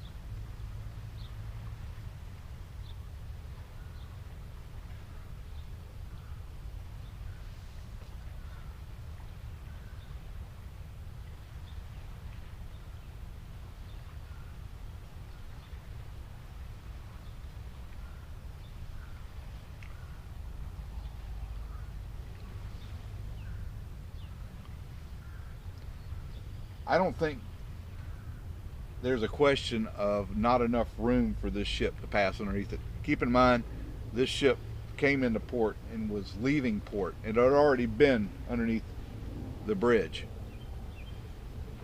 The issue, as it appears to me, and we are all still waiting on the NTSB report to come out, but the problem to me appeared to be the loss of power on the ship. The generating system seemed to go down. You could see that from the imagery from the stream time camera downriver. You can see the ship go dark. You can see it come back on. It went back out again. They had some kind of problem on board the ship with the generating problem. Now keep in mind of this, when a ship loses power, the systems aboard the ship shut down. And a modern ship is very similar to your home. When the power goes out in your home, you know, it takes a little while for modems to reboot, for the cable box to come on, maybe for the air conditioner and refrigerator systems to cycle back. It is the same process on a ship. All these systems have to reboot and come back online. Unfortunately, the timing could not have been worse for the Dolly.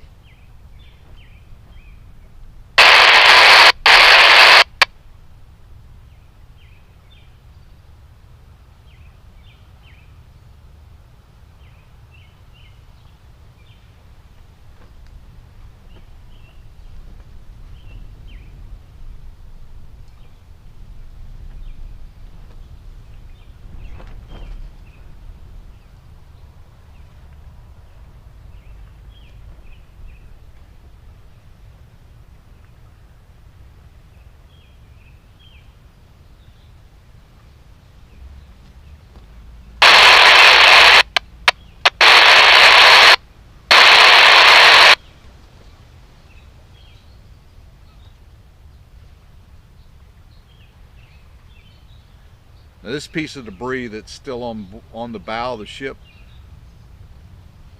looks like it's going to be quite a challenge to remove.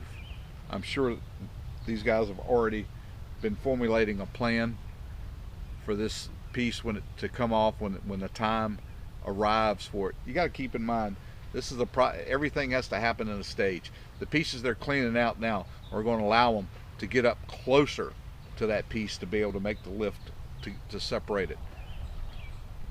And you can't just go and cowboy through an operation like this. Everything has to be well thought out, well planned. Engineers are involved in understanding the loads and dynamics of that load and how it's going to react when it is separated and lifted.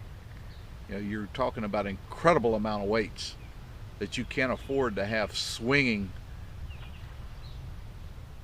when they're lifted up. Everything has to be done in a controlled manner.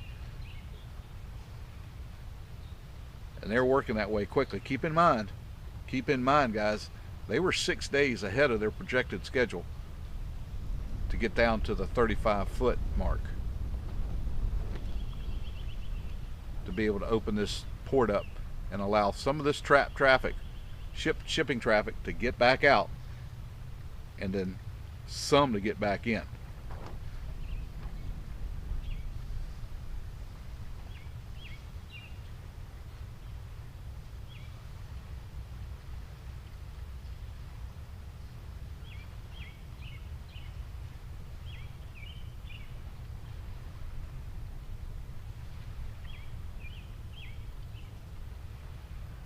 Yeah, Jeff, you're exactly right. That crew is still on board, and from an operational standpoint, I can't imagine anyone else I would want on the ship other than the crew that have been on the ship. They know the systems, they know the operation of the ship, they knew where everything is. Those are the people you want on board that ship right now while all this is going on. Keep in mind, guys, that these guys are used to being on board ship for an extended period of time. They're probably not accustomed to being in one position for as long as they have been, but they're crucial. They're the most crucial part of the crew right now is to remain on board and monitor those systems that are on board the ship.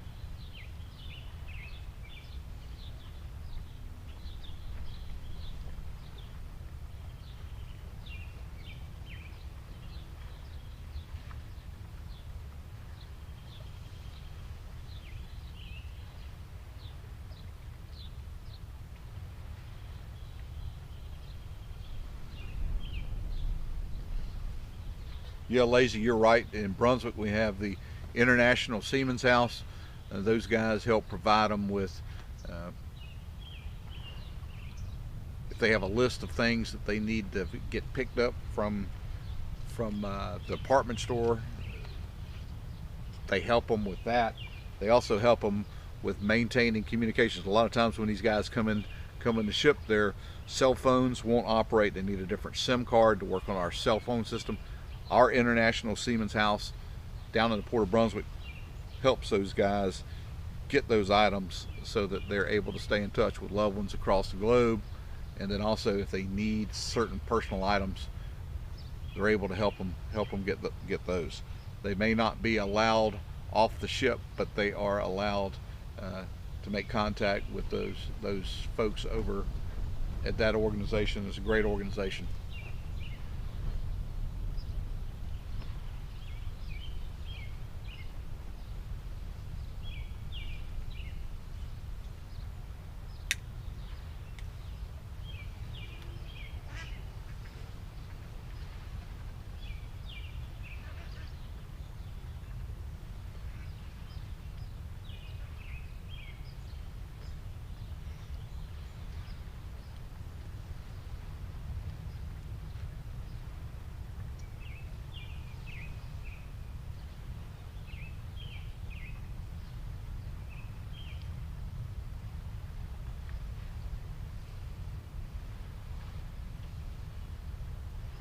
You guys, thanks for being here with us. It looks like we're 2 hours now.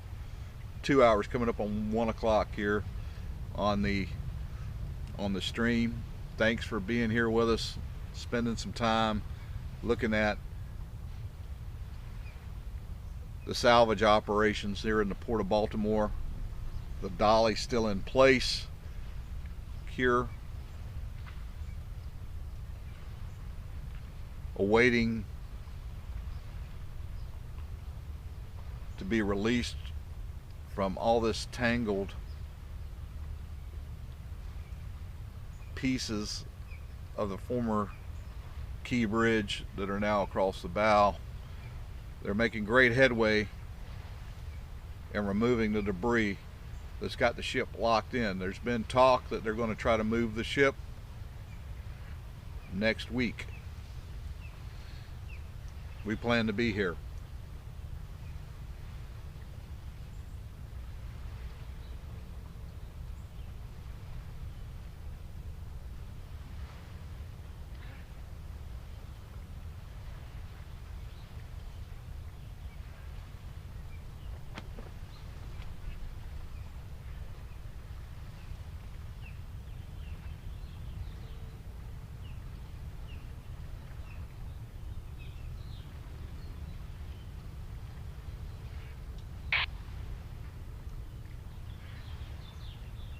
Yeah, if we can go bit enough for soundings.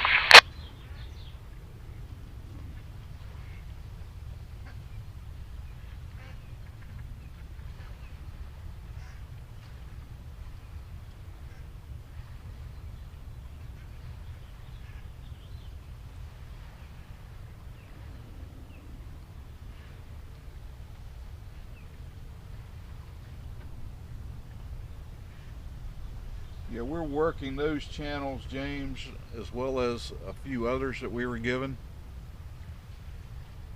And some we are not able to scan, unfortunately. They may be on those channels. Those channels in that frequency range, for some reason, because of the system that we're using to transmit these images to you, the RF interference is too great to overcome on those particular frequencies. That may be where they are working.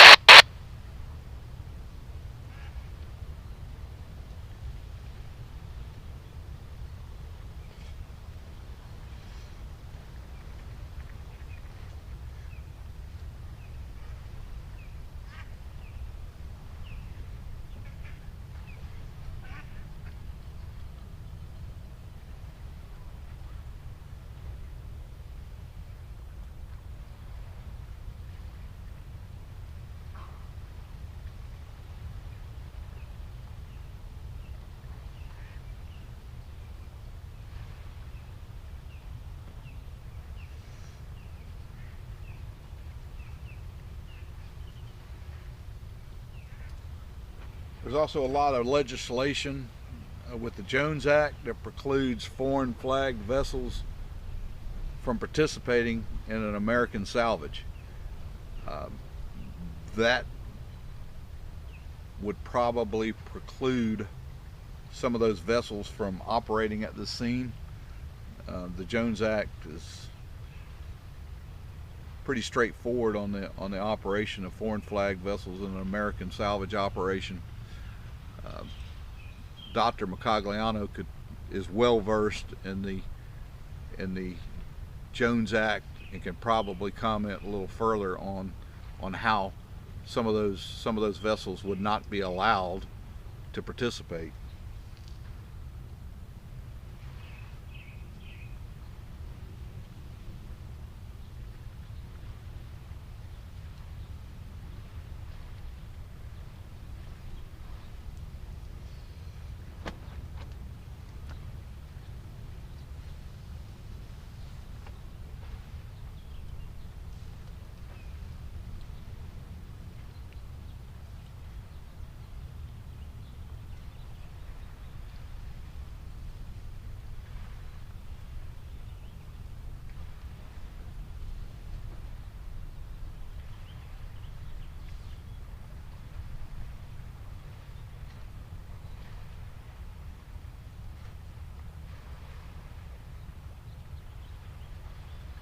Yeah, John, if you look up, it looks like they do have some rigging up there, maybe to move some more containers off of the week's 533, we may see some lifting of some containers here as well today.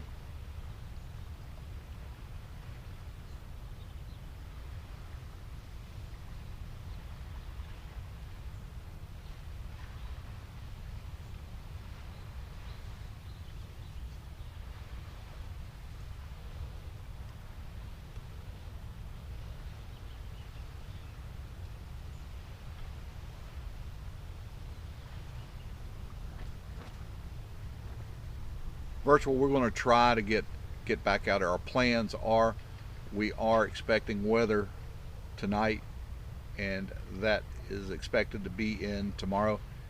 If conditions are such that we are able to set up and live stream tomorrow, we're going to do that as well.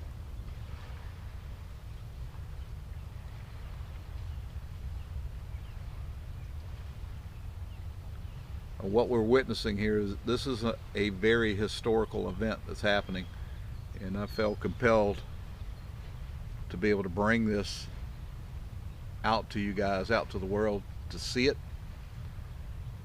And I appreciate your dialogue, everybody here in the Minorcan Navy that's part of this right now.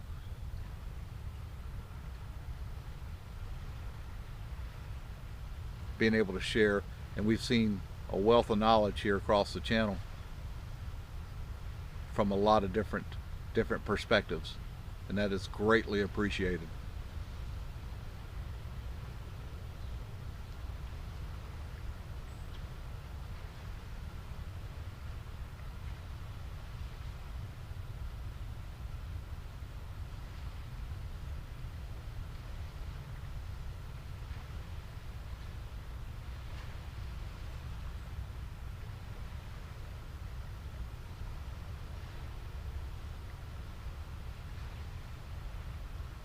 Well, we certainly enjoy having you aboard. Thank you, Virtual, for joining us.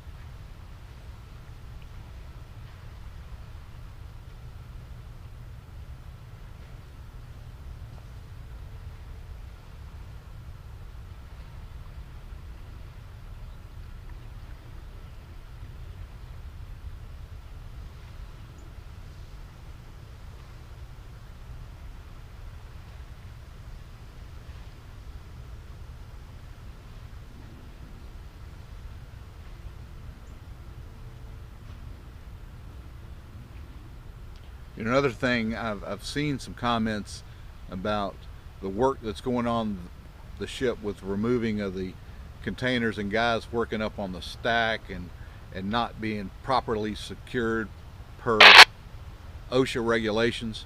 I think those regulations are different aboard a ship versus working in an industrial setting.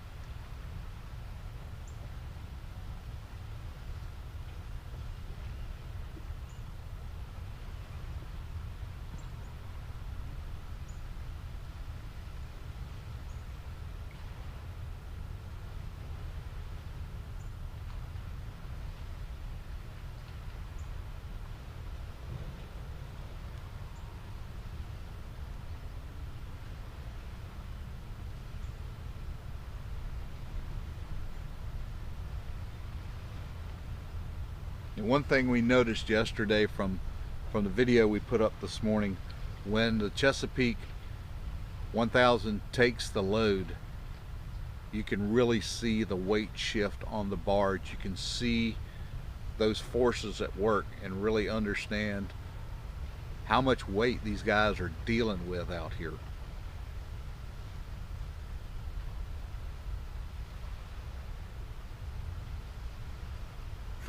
From our live stream so far, we've seen 2 different lifts from the Chesapeake and that claw. It takes a little bit of time to get the Chesapeake repositioned, because keep in mind the Chesapeake does not rotate. The Chesapeake is a fixed derrick lift, so they have to reposition the entire barge to swing the boom. It takes a little bit of time, a little coordination with tugboats on site for that to happen, but they are getting some massive amounts of debris up today.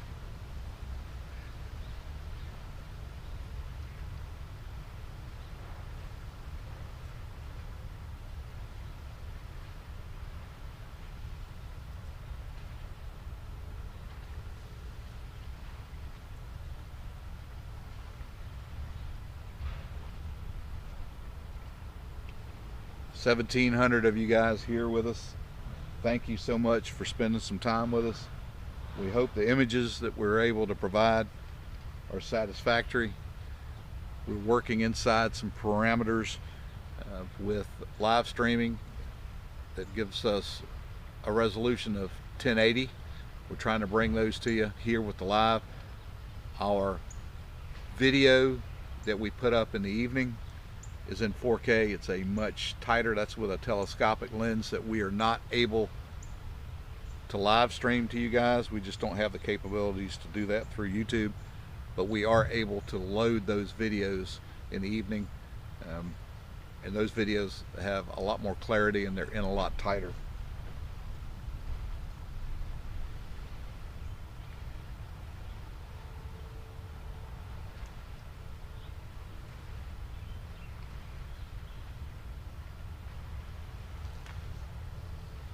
Appreciate you guys giving us a thumbs up here. That tells YouTube, it gives YouTube an indicator that people are involved with the channel, watching the channel, and it helps the algorithm to send this video, this live stream, out to other subscribers who are out there on YouTube, and we get more engagement. Thank you guys for hitting the like button.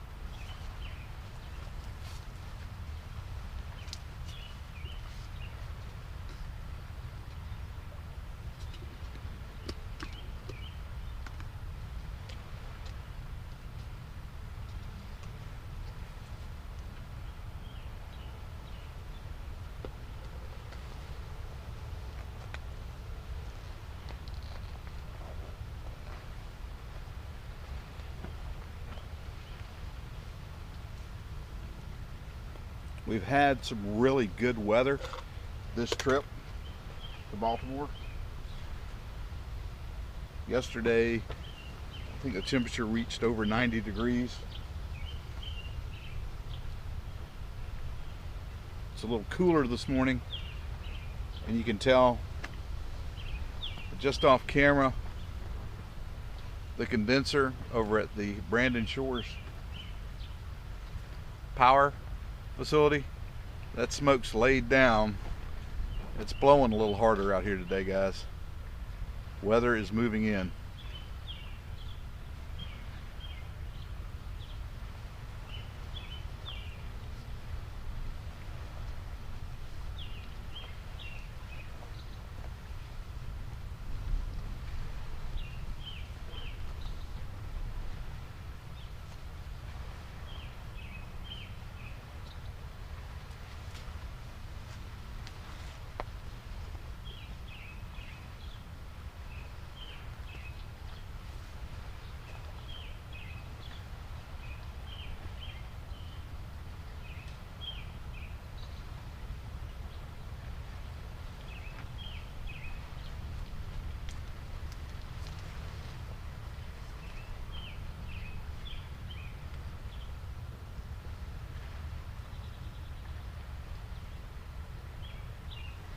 Yeah, we will be departing Sunday.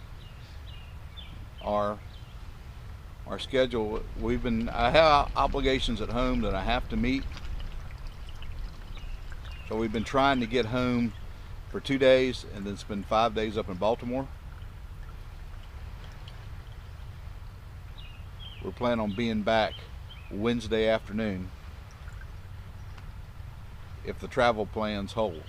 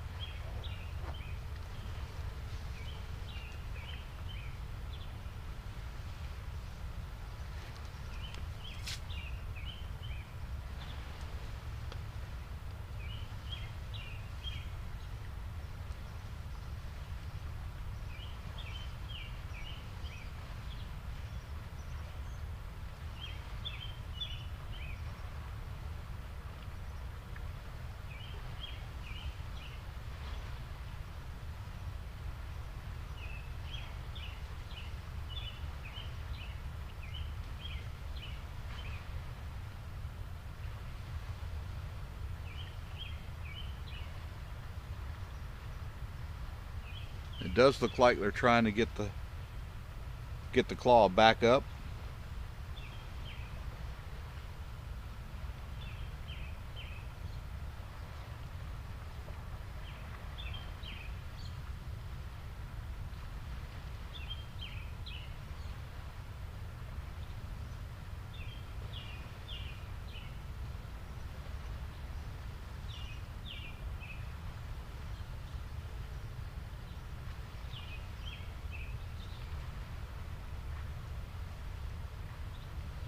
Yeah, unfortunately, from our vantage point there is a flagpole that is out on a neighboring dock that is in the image here with this camera. Not a lot we can do with that one, guys.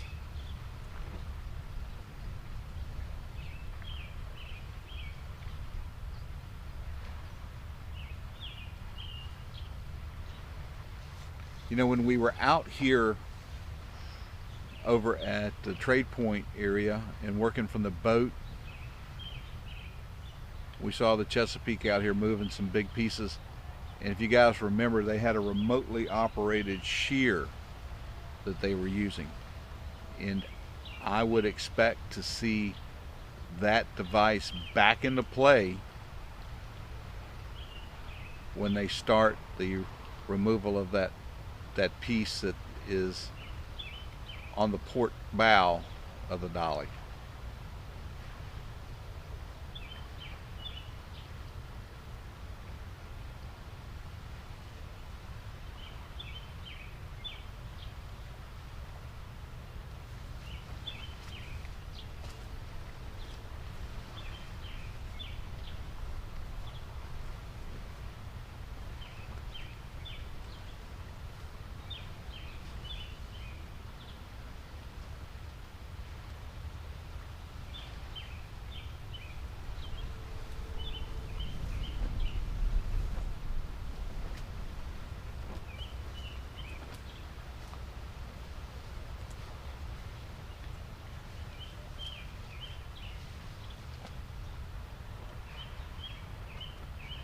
I would like to say thank you to the area, everybody that we have met since we've been here in Baltimore has been very, very kind, especially when they know what it is we're doing here.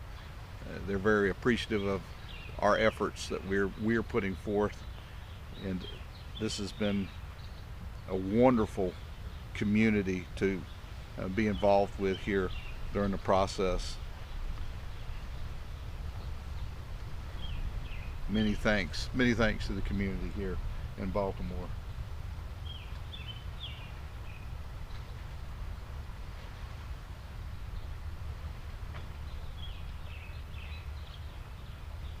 Thomas, we haven't heard of any reports of anyone being injured out at the site. You know, safety is big with these guys.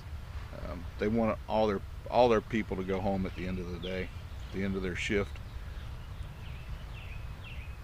We haven't heard any report.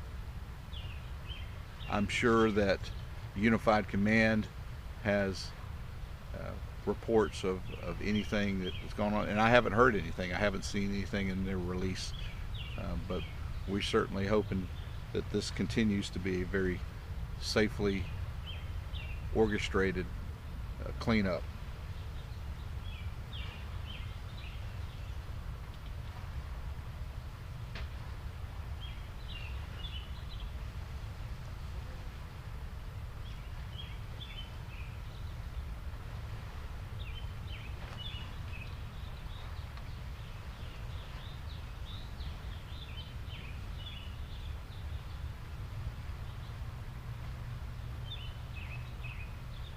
Thanks, guys. Thank everybody for joining us. And we're starting to get a view of the claw. From what I can tell, it looks like it is closed. And the way it's coming up, it looks like it's a pretty substantial piece.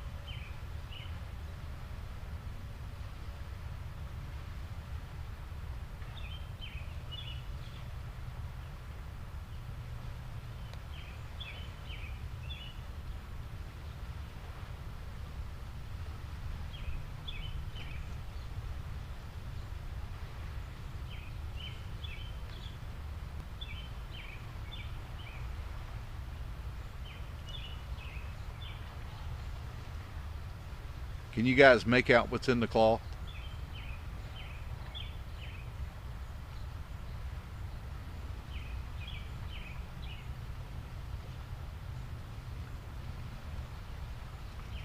Oh, good catch, James. Yeah, we can just see that off the right side there.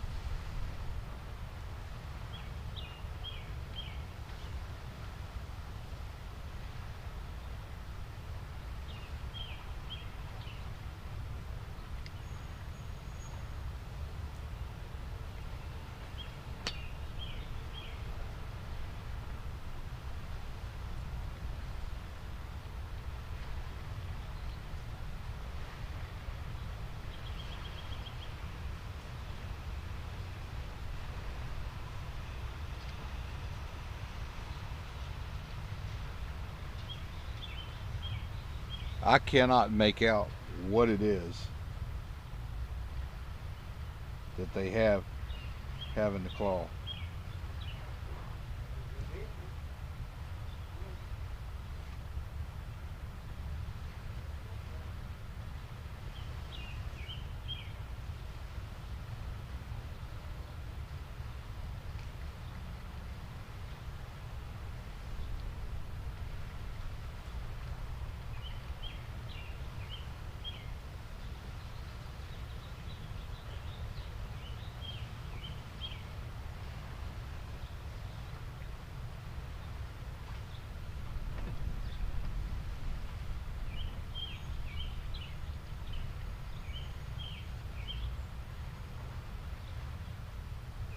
And I don't know how many more containers they have to move off the ship to clear that area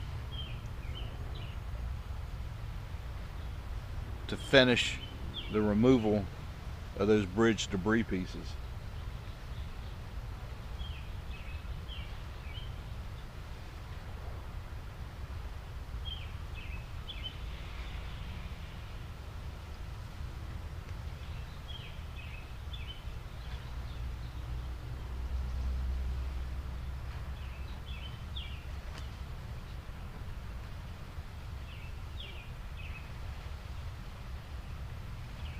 Thanks, Kelly.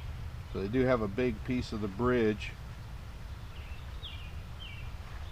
Whenever Tom and Alessandra are ready, Tucker.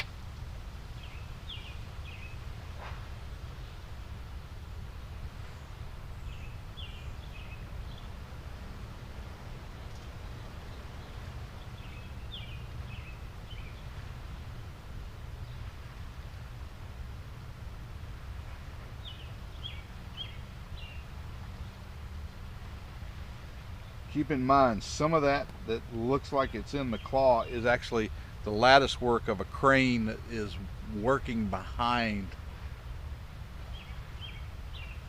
the image that we have here.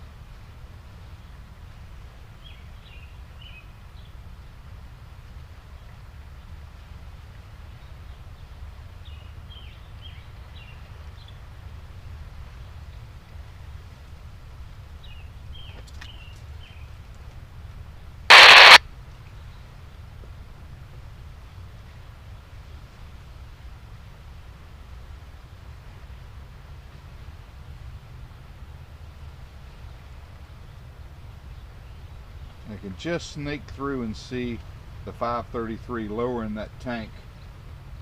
You guys are awesome. It's what I love about this Minorcan Navy. You guys are right here with us, and you're helping us to identify stuff that's going on live here in Baltimore.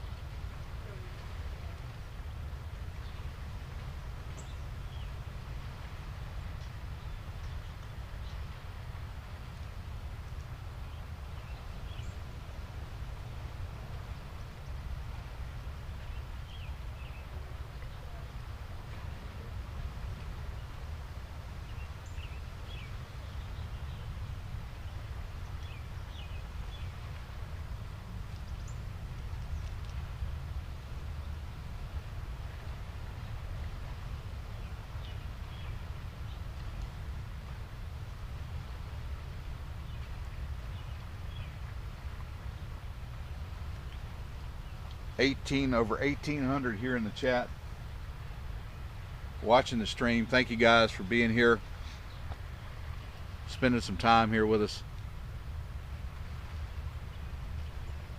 We're right now watching the Chesapeake 1000 and that hydraulically operated salvage claw, the big grapple with a big piece of bridge debris in its mighty jaws. They just pulled that up.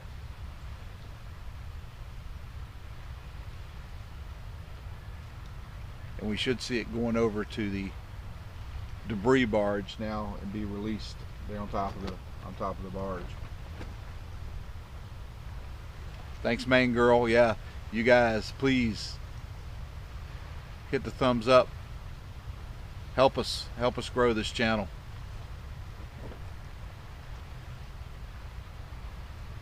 I know a lot of folks are in here watching this. We don't ask for much. We ask for you to hit that subscribe button, and we ask for you to hit the thumbs up. Help us. Alright, just clear it.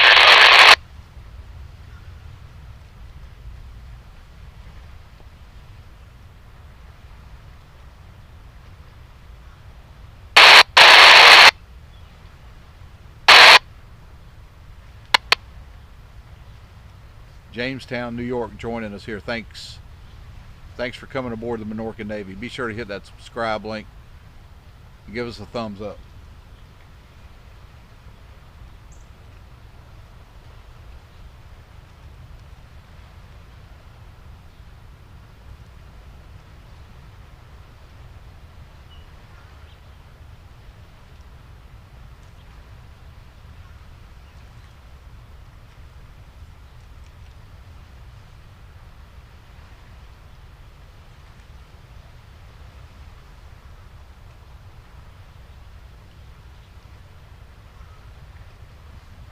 Is there any chance they can lift up that bridge? Yes, there is. They're probably going to have to section it, but yes, it'll come up. I don't think they're going to lift the entire thing. It looks like that would be an incredible balancing feat to be able to rig that entire piece. I would expect that they're going to cut that into manageable pieces when they lift it. May surprise me. The only way I know for sure is to watch the channel. We will find out together.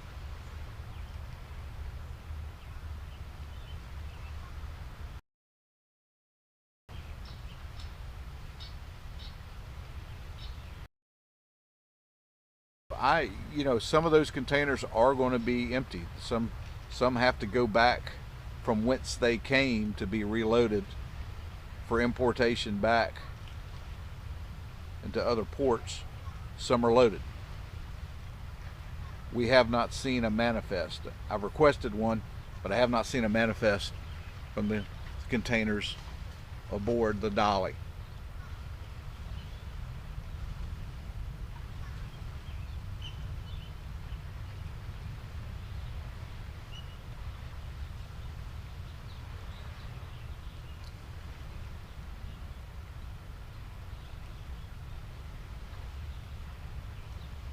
Really getting a good look at that piece of debris now. There, guys.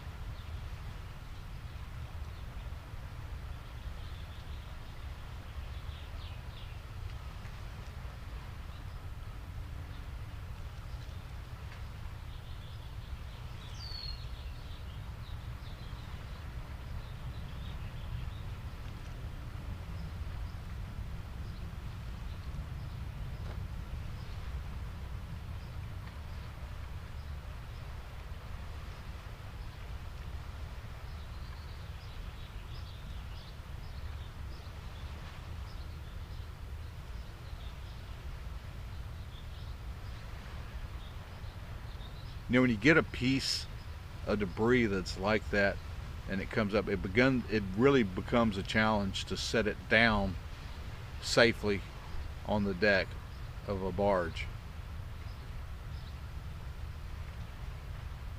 You certainly can't just drop it.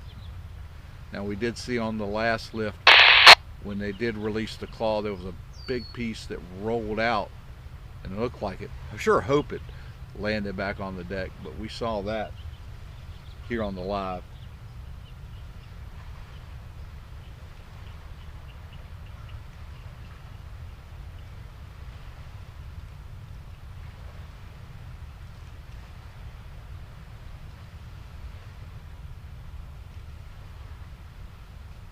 Trying to keep an eye on all that's going on out here, and we have a lot of people that come on and say nothing's being done. I look at the imagery and say an incredible amount of work is being done out here.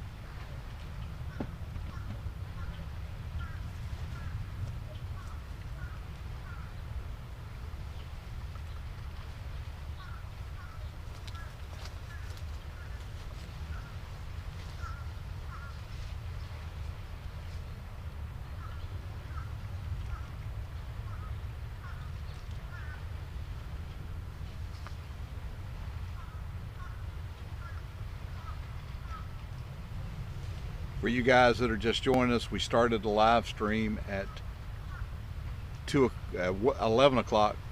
We're coming up now, it looks like 20 minutes shy of the third hour of this live stream. Thanks so much for being here with us.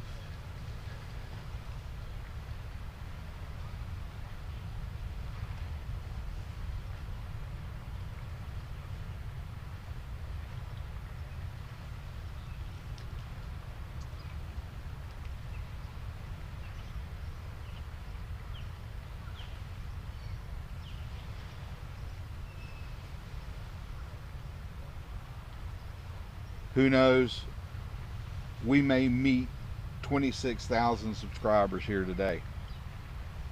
We reached the 25,000 mark yesterday, and we're closing in on 26,000. Guys, thank you so much. If you haven't done it yet, please consider hitting that subscribe button and giving us a thumbs up. That helps us tremendously. We don't ask for a lot here.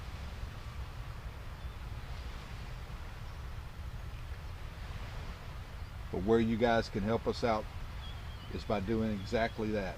Thank you. Thank you so much.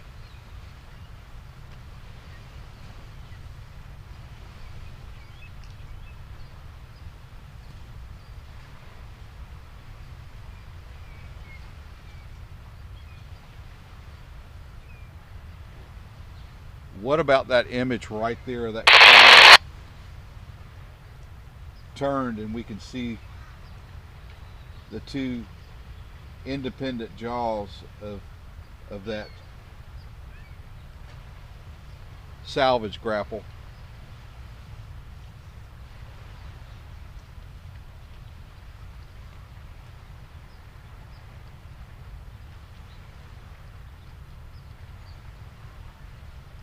What a big piece, long piece of debris they've got in the claw.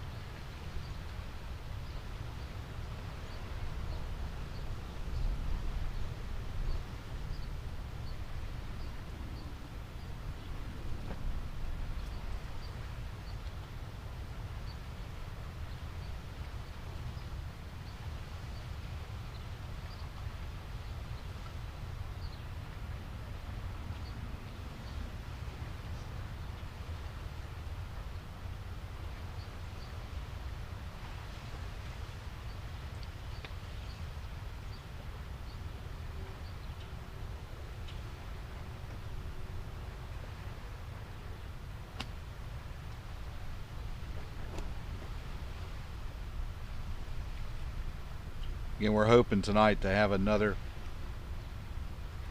video put up with the imagery from today off the telescopic camera sped up to condense it so you guys can watch that and see this operation that's taking place with a much higher resolution.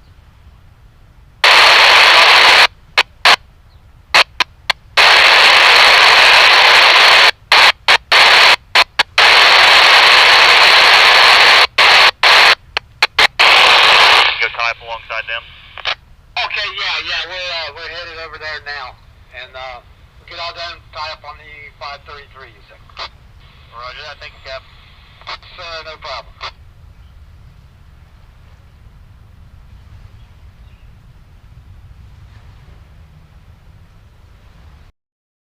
There's Tommy. And, we'll finish what we're doing with the buckets here, and then we'll go over to the Cape May.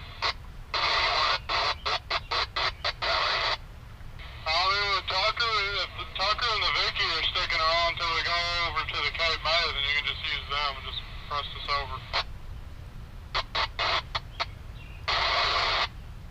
I don't see why not.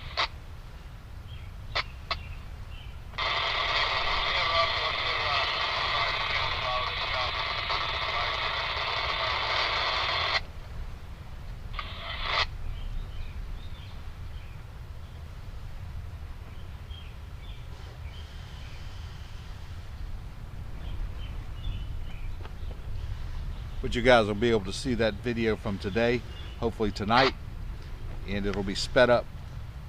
It'll be a much more condensed version. You'll see a lot of activity on that imagery.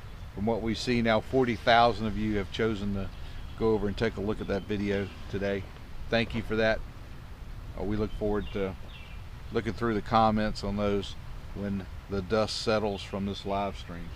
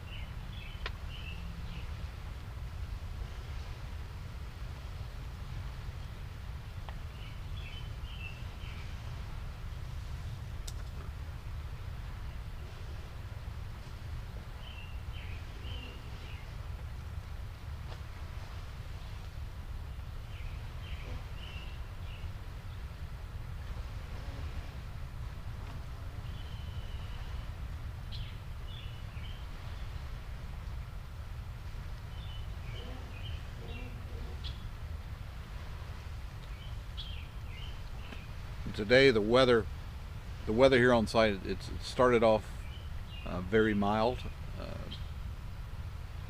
The wind has slowly been increasing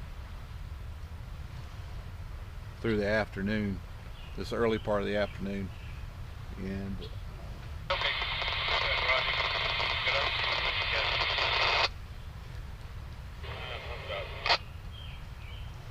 can kind of see some of that chop developing out on the Patapsco River right now. Some of the smaller boats that are out on the site, you can kind of see them starting to bounce around a little bit.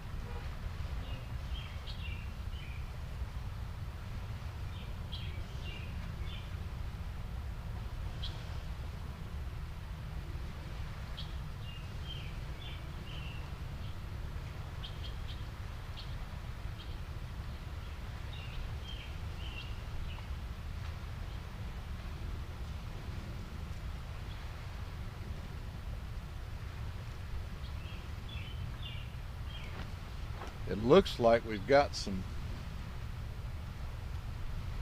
this is the first time I've seen this, some recreational traffic approaching the site.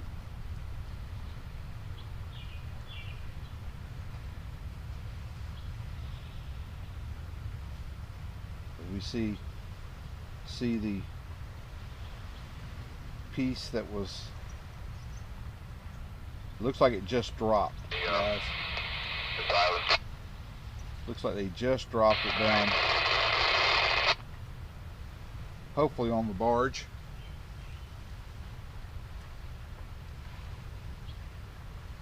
But I could see something fall there. It looked like they were releasing the pressure on the grapple. A little bit, Rob. Get the stern caught up here. It'll bump in the head a little bit. And we saw it drop.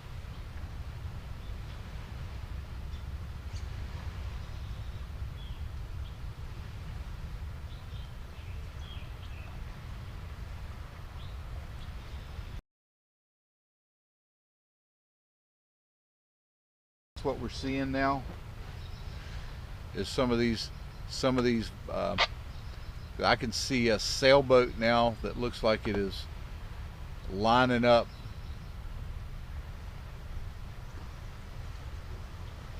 right at the stern of the ship. You think we can pan over there?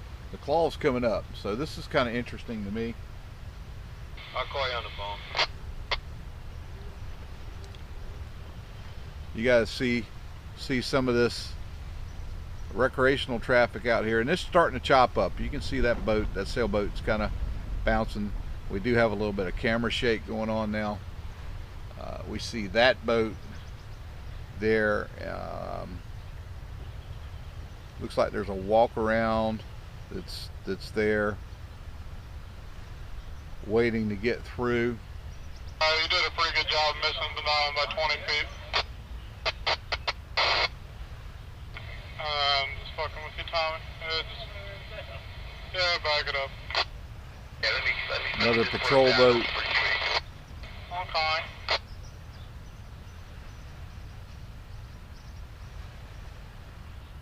But it looks like these recreational boats are waiting to transit by the site.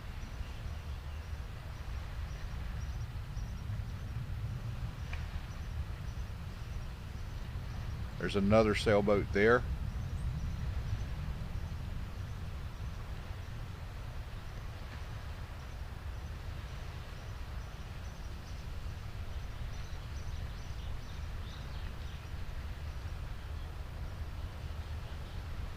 And there's our friend the Claw, opened up over the debris barge. Where else are you guys going to get this kind of coverage other than right here on the Minorcan Mullet channel? Thanks guys for joining us. Over 1,700 of you are here with us. If you haven't done yet, please hit the subscribe button.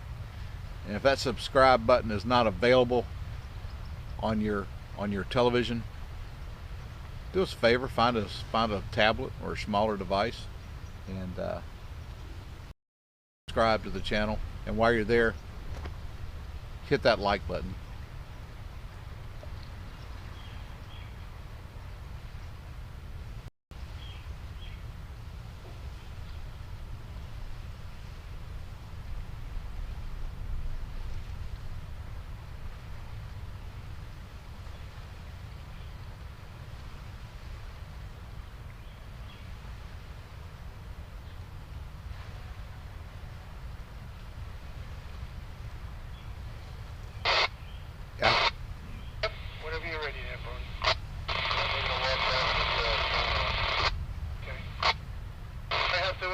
stern out at all? Do I have to back the stern one? No, you're still outside of it. Okay, coming back.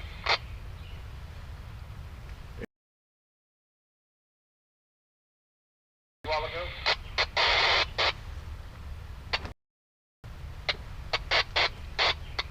Any transit that happens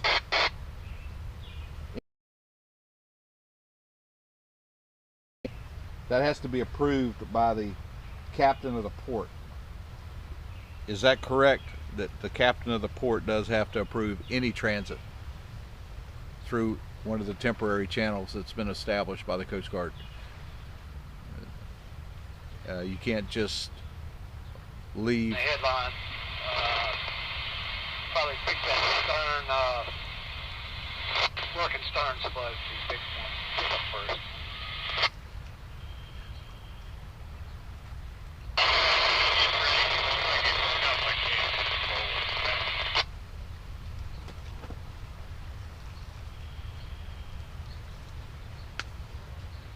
Ed, what kind of tide are we looking at tonight here in Baltimore? Baltimore, the harbor here is a lot different than it is for me at home in Georgia. Our tides fluctuate between 7 and 9 feet. A big tide here is 3 feet. A lot different for me at home. And that's a daily occurrence. That tide swings that much. Let's take a look and see what the tides are looking like for the harbor tonight.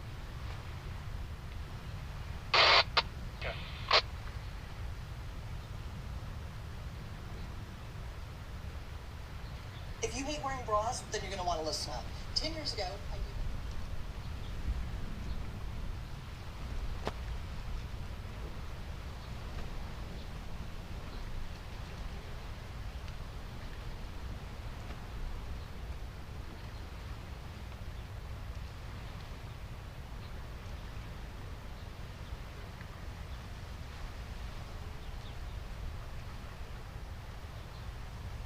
Coastal flood alert for tonight. Okay, well, let's take a look for Friday.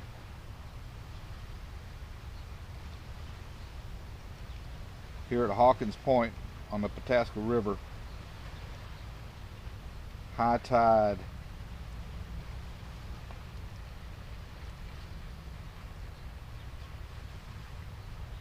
it looks like it's just going to be under 1.6. But keep in mind, we're going to have some wind tonight. Now, wind's probably going to drive that water. That may be where that happens. And it looks like, yeah, it looks like another. Is it another one of those container boxes, tanks coming off the dolly? That's what it looks like to me.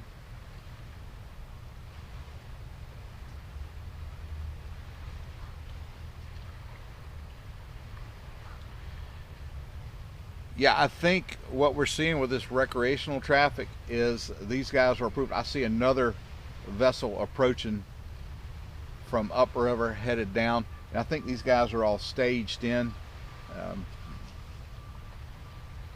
There's somebody here in the chat just a moment ago that said they're supposed to open that up at 1400, which we're coming up on that on 2 o'clock. And if that's the case,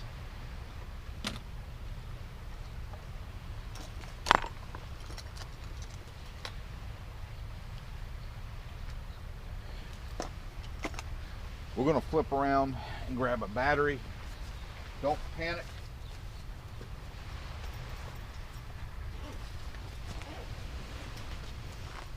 You guys are still with me. I'm just going to have to throw another battery into the camera. Change it to card again. We have not lost the stream, just the imagery for just a moment. Stand by.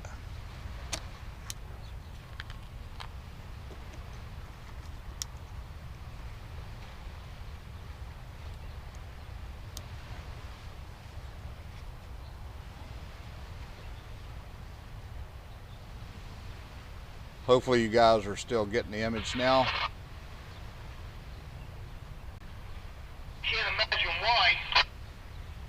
Yeah, take.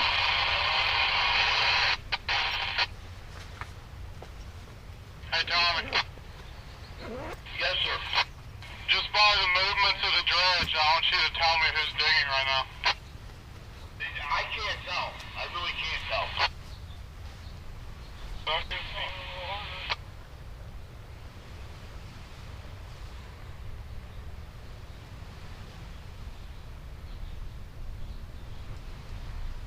So yeah, guys, we just had the battery expired in the camera. I don't think I can tell. I really don't. We got quite a few vessels now that are taking advantage of the opening. Looks like they're starting through here. And again, if somebody's in here that has I couldn't tell. better information, I think you had to plan a departure with the captain of the port, with the Coast Guard.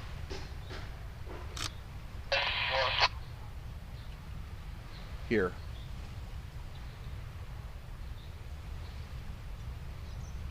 I think you have to be on a list to depart. You can't just wing it and come out here. They want to know. They want to know who's coming, how big your vessel is, what your draft is. And this is a one-way opening. These vessels they're coming, they're allowed out, and then at a certain time frame they're allowed. They'll open the traffic back the other way. I'm getting out of here.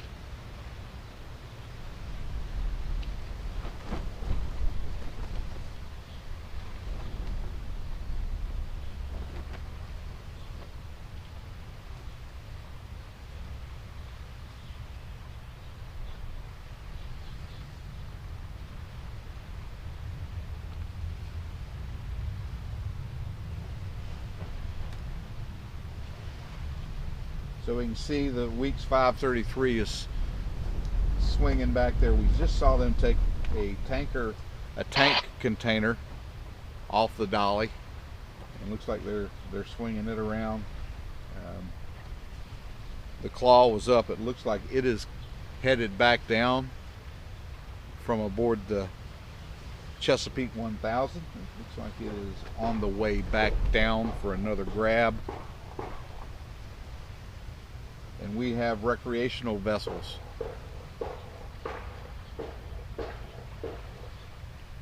transitioning by the casualty at this time.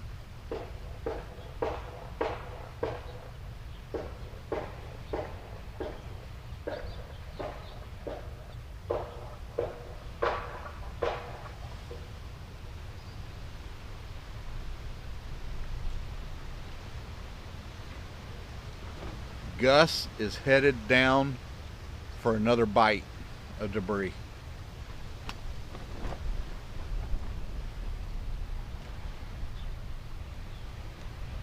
Guys, I'm having such a good time here with you, watching with you guys here from Baltimore live. I don't want to leave. I want to stay here with you guys for a while. So we just popped a fresh battery in. Let's watch and see what happens.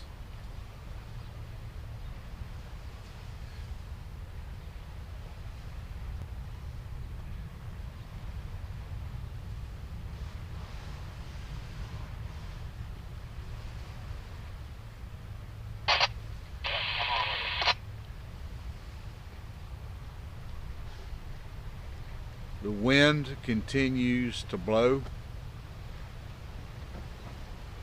It increases in intensity. Let's try to look at the airport and try to pull up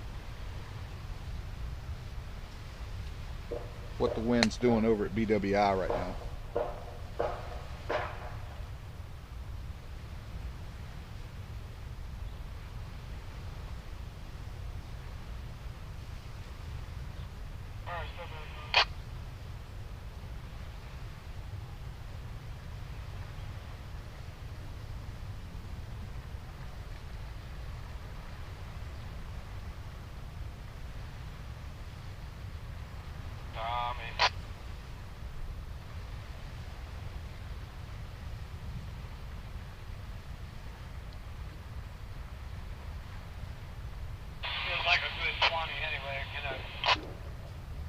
So it looks right now over at the airport, Addis is showing us the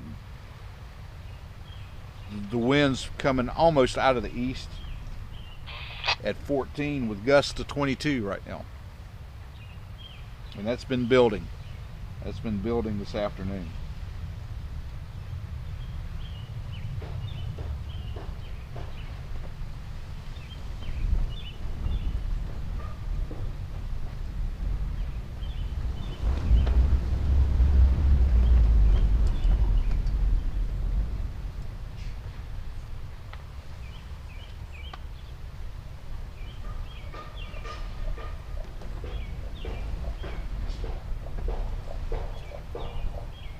We're going to try to stay here with you guys as long as we can today.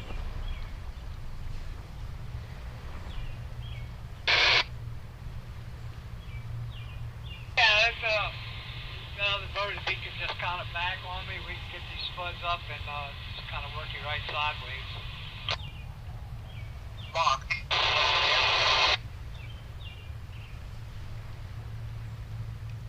Okay, I mean, how far do you want to just spud down out here somewhere and then going back through the bridge?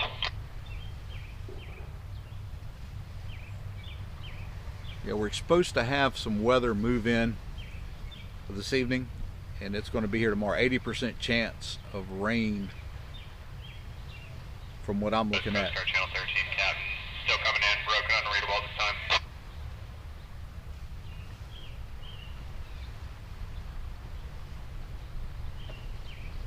The weather's going to come in this evening, and it's going to be around for a good portion of the weekend, which Saturday and Sunday.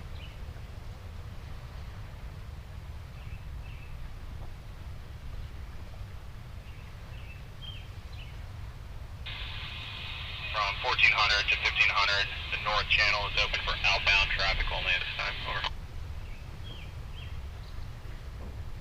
So there you just heard the Coast Guard. 2 o'clock to 3 o'clock, the north channel, outbound traffic only.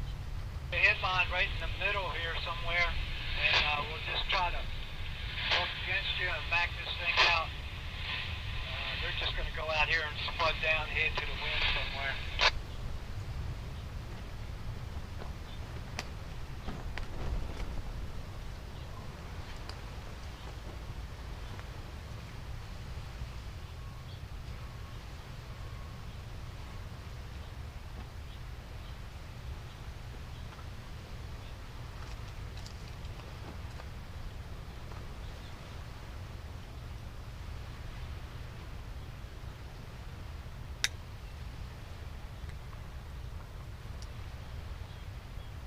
Let's take a look at the refresh. See 1,600 likes on the channel, guys. Thanks. Almost 2,000. I have not seen 2,000 people on the live stream, but it looks like we're approaching that number. If you have anybody out there you'd like to share this with and let them know what's going on, and let them know about the Minorcan Mullet channel, you guys hit that arrow down there and share this video. Share this link with some other folks.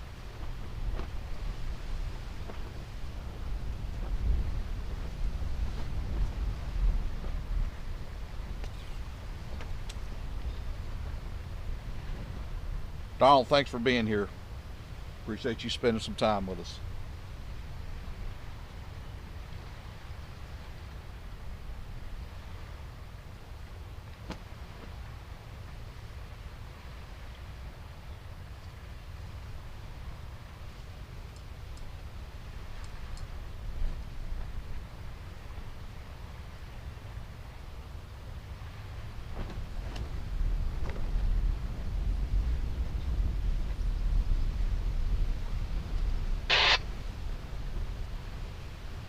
I'm glad that we have another channel that's up with a stream, and we give two different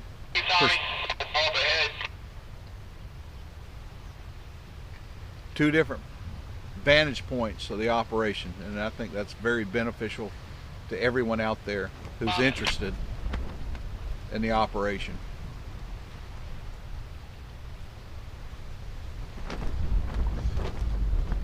Back him, still made up push gear on the barge. Alright. Still seeing sailboats sailing down the river, or I should say motoring down the river, as more recreational vessels seem to be taking advantage of this window of opportunity to get out of the port of Baltimore.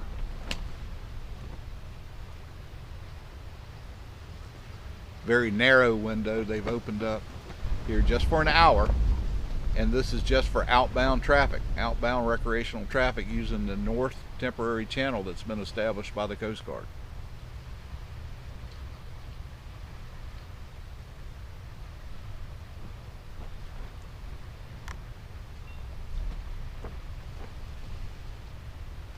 Switch to lead our headline.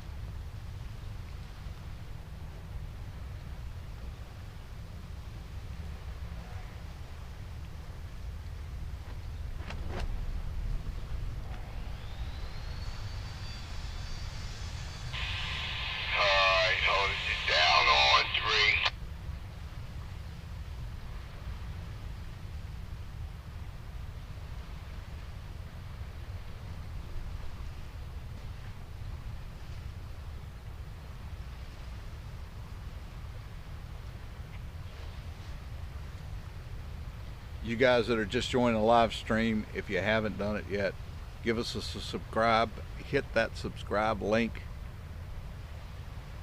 make sure that notification bell is checked as well for all notifications. We'll be having another video posted later this evening in 4K with a telescopic camera. We cannot bring you those images at this time live, but we'll have them up in a modified version. We'll speed that video up so you guys can see the operation at speed and really see the movement that's taking place out at the site.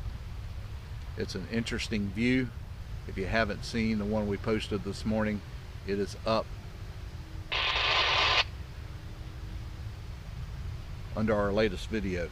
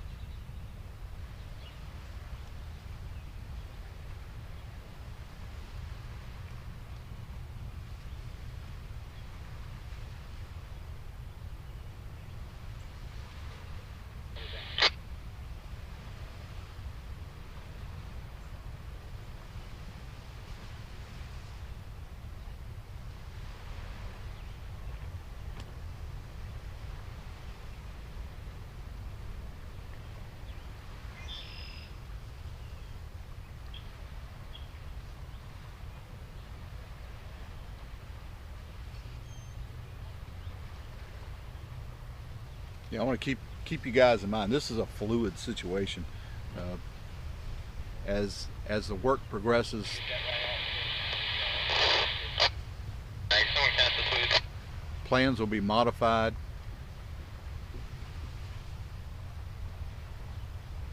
These guys they're learning every day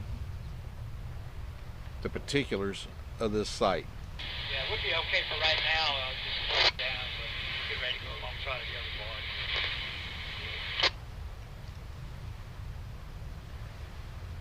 And as they do that, their efficiency increases with what they're able to move, with the ultimate goal of getting the dolly moved and this shipping channel opened.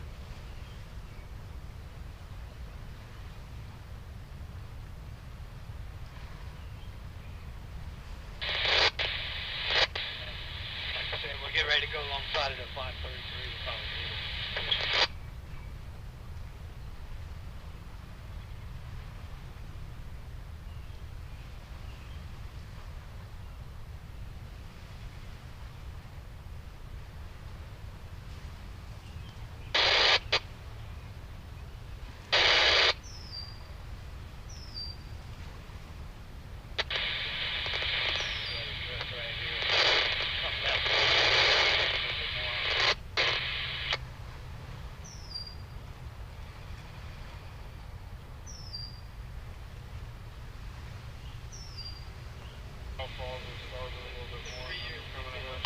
Okay.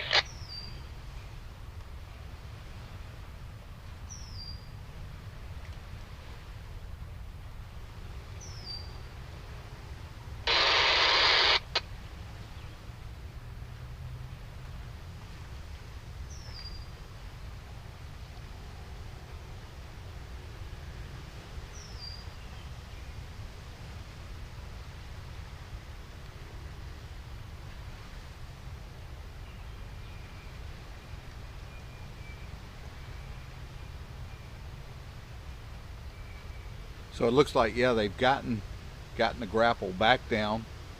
That Chesapeake 1000, that is a Don John asset. That is a Don John owned piece of equipment. It's here. 1,000 tons of lifting capability.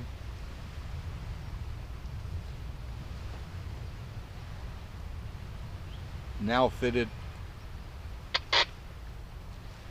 with that hydraulically operated Salvage grapple I call the Claw. The guys working at the site have nicknamed it Gus.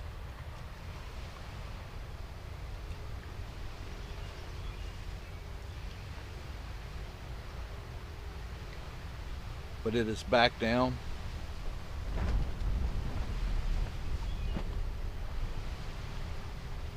Looking to grapple some more of this bridge debris.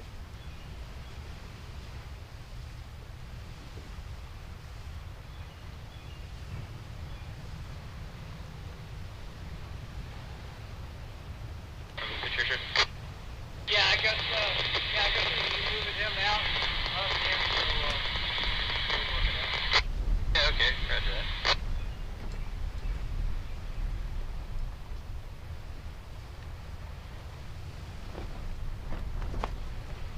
In an effort to get back to the studio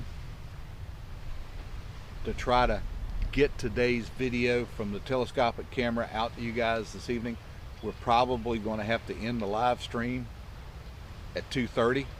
That's going to give us about 9 more minutes here, and then we'll be breaking down and heading back to do some editing and get the other video up, hopefully for you guys tonight. If we don't have another glitch from YouTube, we should have that video up this afternoon.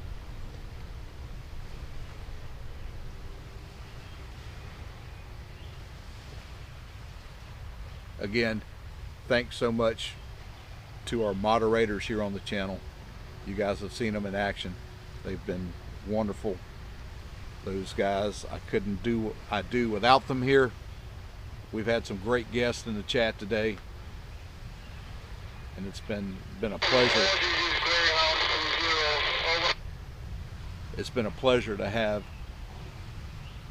all you guys aboard here with the Minorcan Navy this Friday afternoon from Baltimore.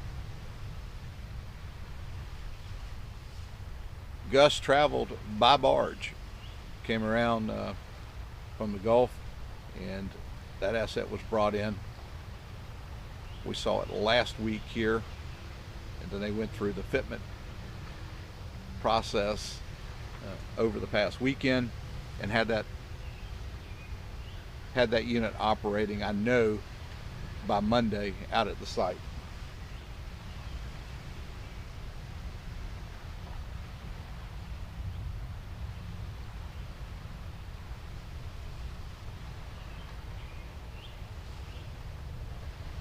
Thanks, man girl. Always enjoy having you here as part of the channel. Minorcan Navy strong. I could not do this without you guys. Thank you so much.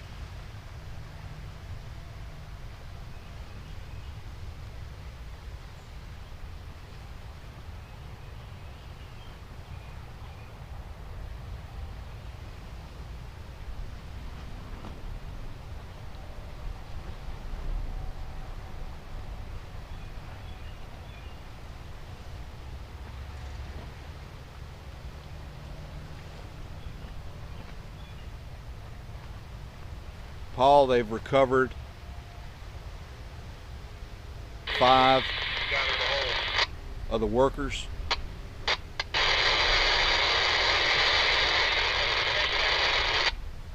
There's still one more they're trying to bring home, and we hope that happens soon.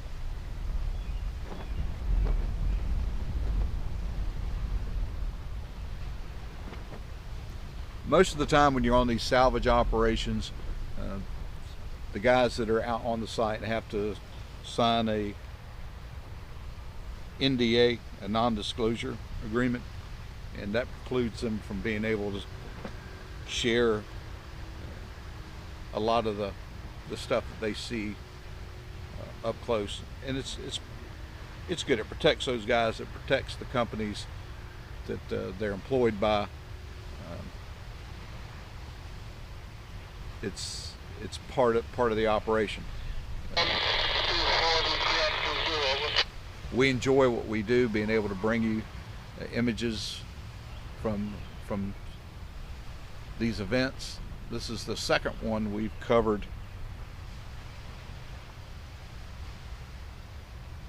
and spent a lot of time around, so we've learned a few of the ins and outs of the operation, and met some really neat people, and made some incredible contacts all across the world as a result of the channel. And we're able to reach out to some of these people, and we constantly learn while we see the operation unfolding in front of us, and we like to be able to share that with you guys, and that's what we do here.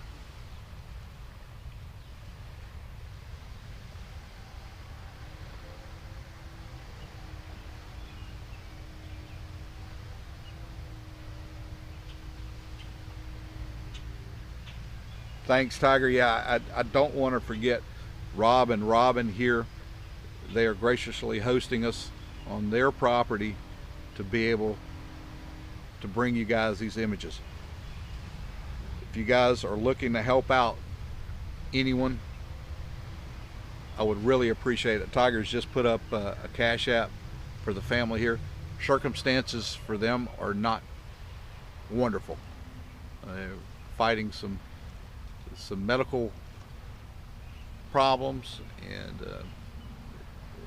they're having a tough go of it. Any help, if you are able, any help that you can give them through that Cash App will greatly be appreciated.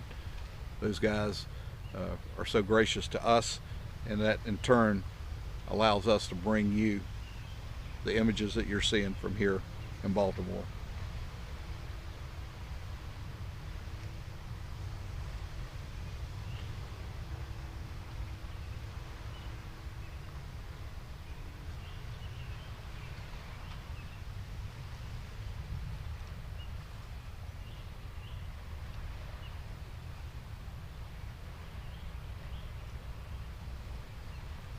Thank you, Tony. Thanks for helping us grow the channel. We need more enlistment here in the Minorcan Navy.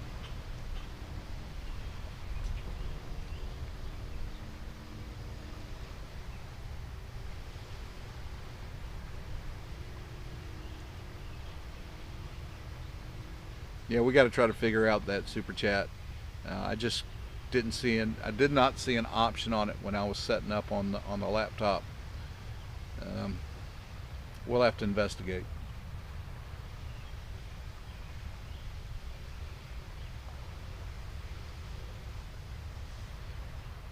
Let's go over. Yeah, let's take a look over here at the dolly.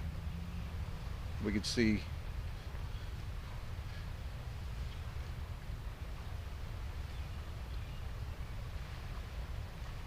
another one of those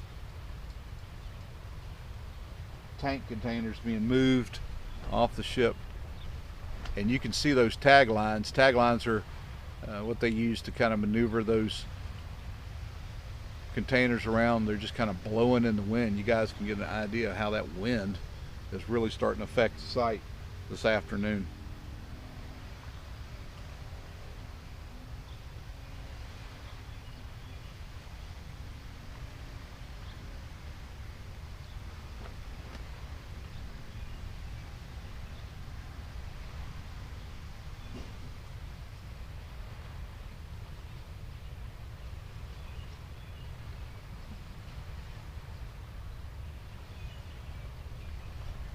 Well, Beast, thank you for being a part of it. If you'll hit that subscribe button for us and give us a thumbs up, we'd appreciate that tip for the day.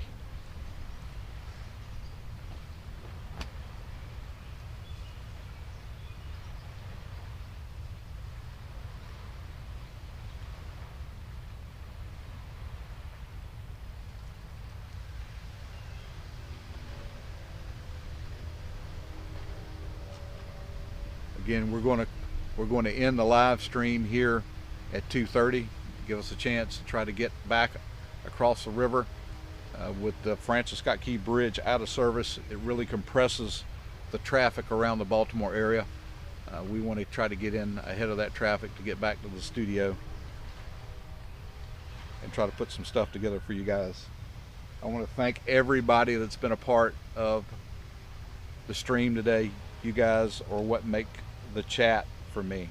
I love to see the interaction, and it really helps increase our visibility on YouTube. Thank you guys so much for being a part of the Minorcan Navy here today. We're going to try to be back tomorrow. We will try to get set up very similarly to what we did today. Hopefully be back on by 11 tomorrow. I will send, you can send the men's starboard side. Thank you.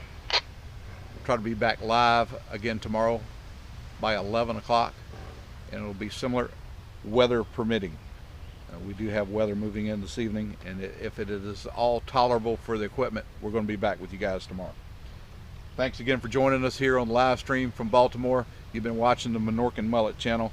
Tiger, Teresa, you guys are awesome. Thanks so much for being the moderators here today. You guys take care and be safe out there.